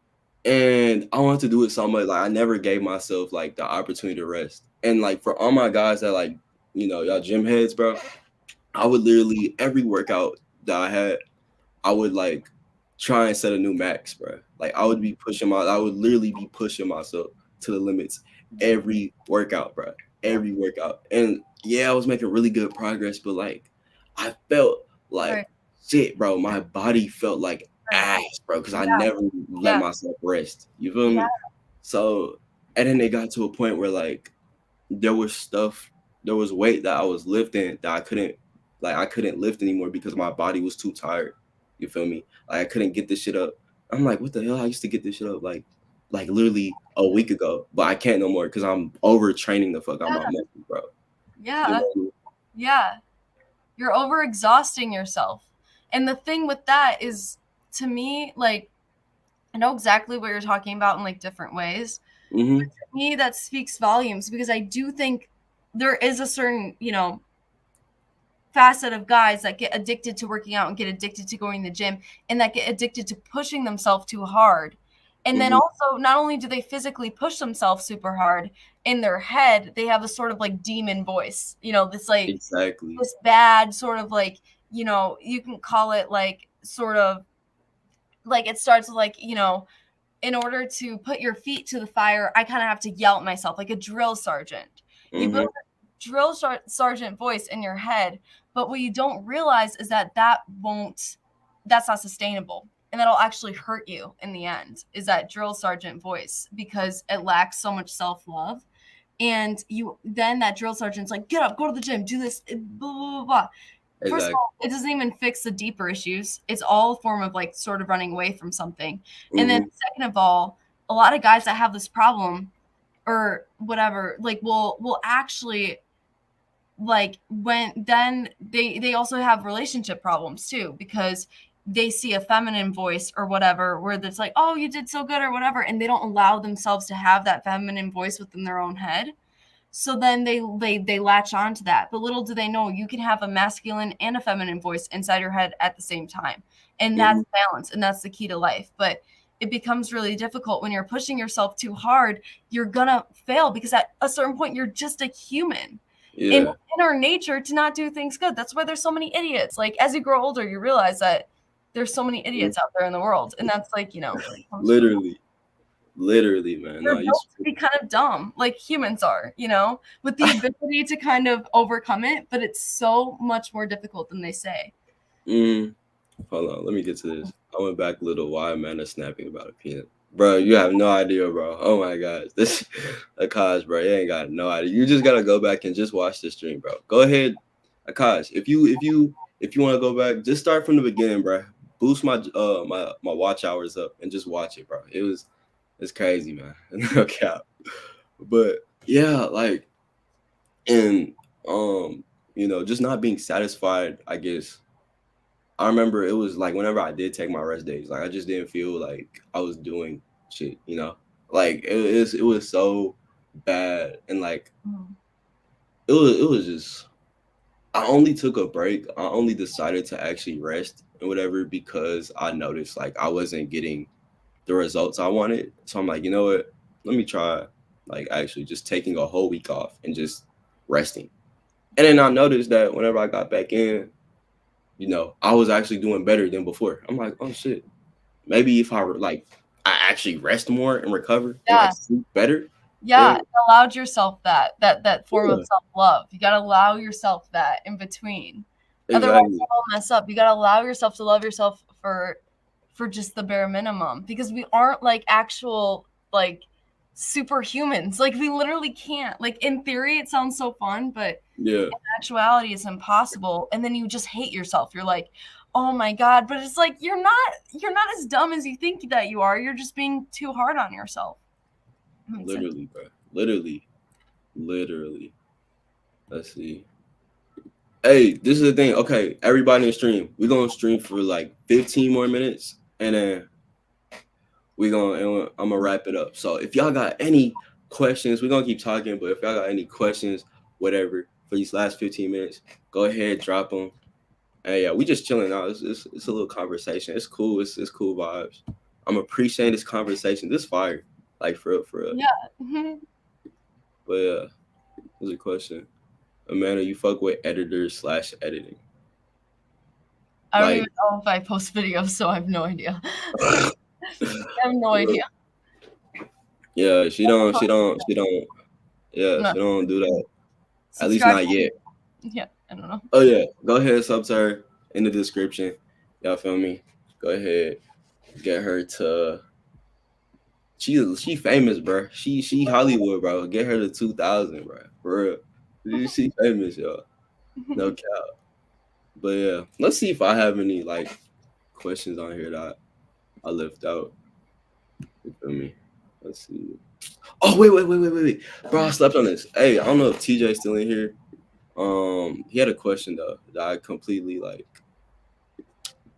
skipped past, but he said, should guys pay for the first date? Like, well, let me go back to. He said, should a man like pay for everything on the first date? What do you think about that? I think yeah, and I'm not trying to be like, oh, so unfair, blah blah blah blah. Like I get that it's unfair, but I think it's less about the money that's being spent and more about the incentive that's being spent. You know, I think that's what makes it attractive. It's not about if you take a girl out for froyo and you have to pay an extra $7. It's really about the fact that you did pay. It's about the incentive, and I think that's what's important. Granted, I don't think you should be paying for somebody else's lifestyle. That's a completely different thing. But paying for a first date to me, because if I was a dude, I would pay for a girl's first date. So they're in my values. I align with that personally. Because I just think the incentive behind it is attractive. Like girls got to spend a lot on makeup or whatever, sure, whatever. It's an old-fashioned theory, and I'm not even trying to, you can scientifically, logically debate it out. Oh, guys shouldn't, sure, fine, whatever. But it's more the incentive behind it and the classiness and the. I feel you. It said it's gonna be a $200 bill. It said for any date. Take her out for froyo. Come on, you literally take her out for froyo. That's not what I'm saying. You take her to a steakhouse. I don't know what you want. That's the thing. Like, yeah, I mean, that's interesting because I know, like, I'm gonna say if if I ask a girl on a date, right, and I'm like, yo, like, come out with me, blah blah, whatever. Let me take you out. I'm gonna pay for everything because I'm not gonna ask you to go on a date with me and then expect you to pay, like, you feel me, or like 50-50. If I'm offering, then I'm gonna take care of it. You feel me? However, if a girl asks me out on a date, like you're asking me and you want me to pay everything for, I ain't gonna do that. Most we could do 50-50, but like if you gonna ask me out, bro, I'm nah, bro. That's like if I say, that's like if I'm driving, right? If I'm driving, right, and I want to pick, I don't know, if I want to pick you up or I want to pick one of my friends up, right? And I offer to drive, like, okay, I'm gonna come pick you up, and then I get there, and I'm like, okay, give me gas money. Like, bro, what? Yeah. That's how I look at it. I'm like, nah, you feel me? If I'm offering, if I'm asking you, I'm gonna pay for it. But if you doing it, we could go 50-50, or you just gonna pay for everything. I just feel like it's who's initiating the date, in my opinion. Never heard of a girl asking a dude on a date, bro. It's not impossible, bro. Like, it happens. You feel me? I mean, it's a lot more rare, but it happens, my boy.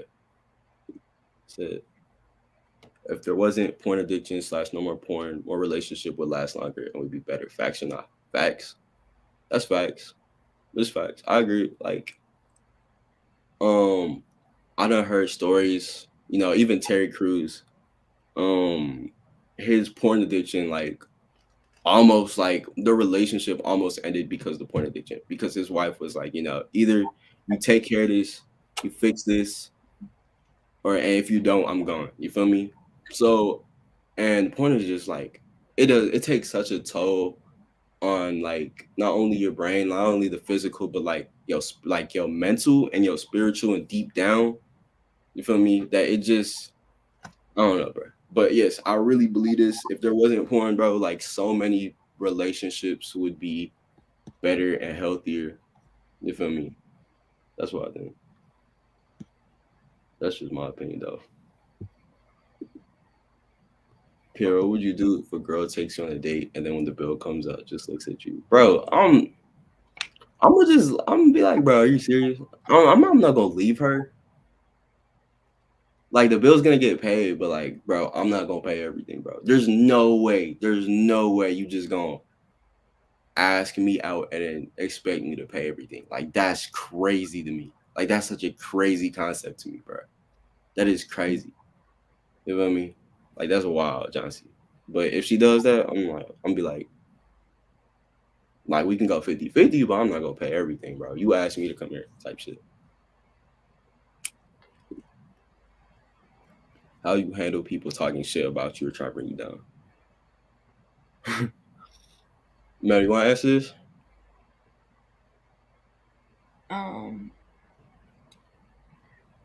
That one's difficult, but I don't know. Like, find better friends. Try not to care what people think about you. Just know at the end of the day, and this is easier said and being able to listen to than action-wise done, But at the end of the day, you are your own sort of boss. Like, people's validation will only be temporary, and people's invalidation is only temporary. You are sort of the decider of whether or not you respect yourself at the end of the day. And that's the truth. Like, people can talk crap about you, but at the end of the day, it doesn't matter what they think about you. It matters what you think about yourself. And so, whether it's good or bad, or whatever. Facts. I just don't like. It's like, I don't know. I just don't care. Like, I know it's so easy to just like say that. I know there's some people like genuinely like it's hard for them not to care. You feel me?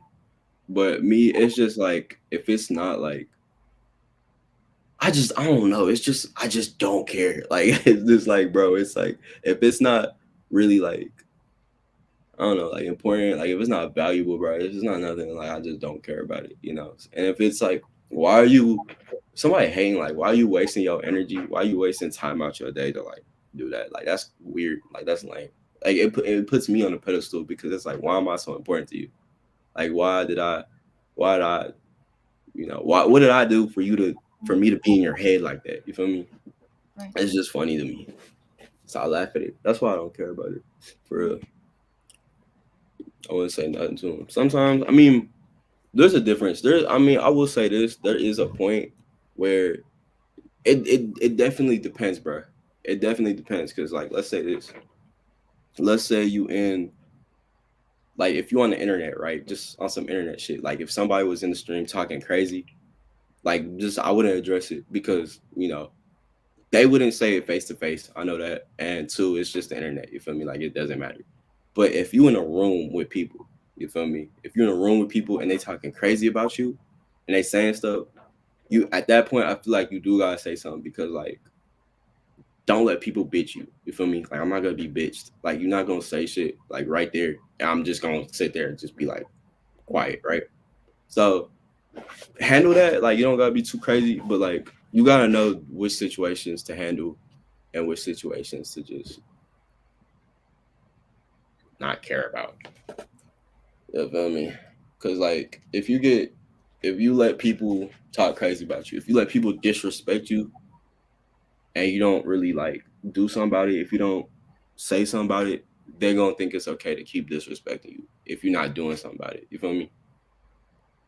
Mm-hmm. That's with face to face shit. If it's about some internet shit, I don't really care.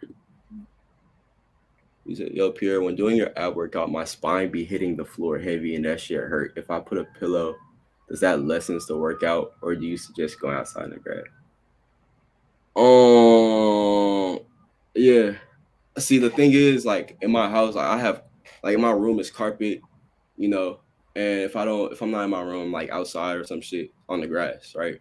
So I guess like if it hurts you, bro, if it's hurting, like it shouldn't hurt, bro. Like your back shouldn't be hurting. So try going outside in the grass and doing that shit.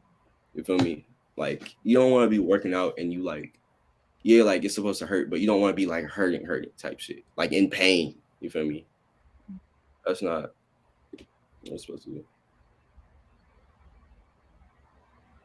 bro. Niggas, bro. What the hell? That's some troll shit. For real. No, that's funny as hell. But yeah, we got 4 minutes left. So if y'all got any other questions, whatever, go ahead and leave them. Bro, this was I think on my channel, is this the longest stream on my channel? I think it would be. Bro, this was like. What about the football stream? I felt like that one. I popped in for that one. Really? Football stream. I popped in. I think I commented or something. Yeah, you did, bro. Hold on. Oh no. Oh yeah, you're right. The football stream is longer than this one. That one's like 3 hours and 30 minutes. I'm gonna do another one. I'm gonna do another. Wait, hold on, bro. What the fuck? What do you think about Packers versus the Cowboys? What do you think about that? Oh my gosh, bro. Honestly, I feel like if we want to talk football right now, let me tell you. Hold on. If we gonna talk football right now, let me school you. Real quick. All right.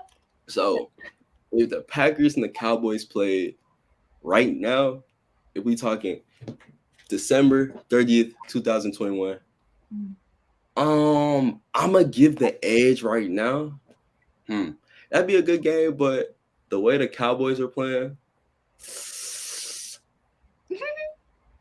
I might have to give. I don't know, bro. I really don't know. And this is the thing: the way the NFC and the way the playoff race is shaping out, there might be a Cowboys versus Packers matchup in the playoffs, right? And if the Packers have the 1 seed, it's gonna be in Lambeau. It's gonna be Lambeau Field. It's gonna be in Green Bay. Now. In January, that's gonna be January, mid-January, right? Cold, right? In Lambeau. Lambeau, we all know, is one of the toughest places to play in the NFL against Aaron Rodgers, right? See, I'm gonna say Cowboys, and here's why. Cowboys, and here's why. In years past, when we played the Packers, We all know over time the Cowboys have the offense to go neck and neck with y'all, right? We know the times we have played the Packers, they've been very close games. You feel me? In 2014, y'all won by like less than a touchdown, and in 2017, y'all won by 3 points, right? Now, in both of those games, the downfall for the Cowboys has been the defense. You feel me? Aaron Rodgers destroys our defense every time we play against them, right? And our defense is usually the overall downfall of our teams. But this year, the thing that makes the Cowboys the most dangerous is that our defense is actually good. Our offense has always been there, but our defense is actually good this year. That's why we're so good. Now. That's why I'm giving the Cowboys the advantage this time, because our defense actually gets takeovers and we get turnovers. So Aaron Rodgers ain't just gonna be slinging that motherfucker for like 50 times against us. You feel me? No, and our D line gets pressured. So he's not gonna be just comfortable in the pocket, just throwing whatever he wants. No, that's not happening. So I know I'm a Cowboys fan, but I'm gonna give the advantage to the Packers. I'm tripping, to the Cowboys. No, and that's why. That's why. That is why. Yeah. Now, y'all. Have you been watching your team? Like, have you been keeping up? Yes, I have. And someone clip this if I'm right, but I really do feel like Packers are making it to the Super Bowl this year. I don't know why. I just do. Could be wrong. I'm not going to claim to be a football expert, but I'm a Packers fan, and I am right about a lot of things. Yeah, they're good. They're a good ass team. They're a really good team. No, I feel like this is going to be the year that they're making it to the Super Bowl. You think so? Unfortunately, Cowboys. Nah, right. Nah, that's too bad, because I think this is our year. That's too bad. Maybe y'all got it next year. Maybe the year after that. But I feel like this year. This is gonna be the year. This Nah. year. I don't know about that, Chief. I feel like Cowboy next year we gonna get it for real. See, that's the thing. The Packers always lose in the NFC Championship. That is y'all thing. That's y'all thing. That's y'all issue. And you know who they're gonna play. I'm not gonna lie, that is true. Exactly. Y'all always, oh yeah, we're gonna win the Super Bowl, blah, blah, blah, and y'all lose in the NFC. Like at the last minute by like 1 point. I know we're like notorious for that. But this year is gonna be different. Nah, and you know who y'all gonna play in the NFC Championship this year? The Dallas Cowboys. That's what y'all gonna lose to this year in the NFC Championship. The Dallas Cowboys. I promise you. It's just poetic justice. The way it's looking up, imagine the Cowboys going to Lambeau Field playing the Packers in the NFC Championship. Mike McCarthy versus his old team beats them. I know, that would be so crazy. I'm telling you, that's the way it's gonna go down. It's gonna be like poetic justice, bro. Literally. But nah. No, it's not. See, that's what I'm telling you. And you can clip whoever it is. You can clip it right now. I promise you. Super Bowl, whatever. I don't know what the count is this year, but Super Bowl would be Cowboys and Chiefs. Cowboys and Chiefs. That's gonna be it. I promise you. Can clip it. The Packers will lose to the Dallas Cowboys in the NFC Championship in Lambeau. No. Hell yeah. I feel like y'all gonna hold on to that one seed, but it won't matter against us, bro. We good this year. But anyway, y'all. Anyway, thanks for everybody that watched the stream. You know, it got a little, you feel me? You know, it got a little heated at some point, but it's all good. Shout out to CG for stopping in. I appreciate him. Go subscribe to his channel in the description. Shout out Amanda, aka GloManda. Her channel is also in the description. Y'all make sure y'all go subscribe to those. They said ask her what's your sign? What's your like? Oh, I'm like an Aries. An Aries? Yeah, I'm a Virgo. But yeah, anyway. Yeah. Make sure y'all go like, comment, subscribe, watch the stream, leave a like, comment on the stream, go sub. And yeah, I appreciate all y'all. Amanda, we definitely got to run it back again. Sometime in January. Yeah. You're gonna be a consistent guest on this channel because everybody love you, bro. You just that dude.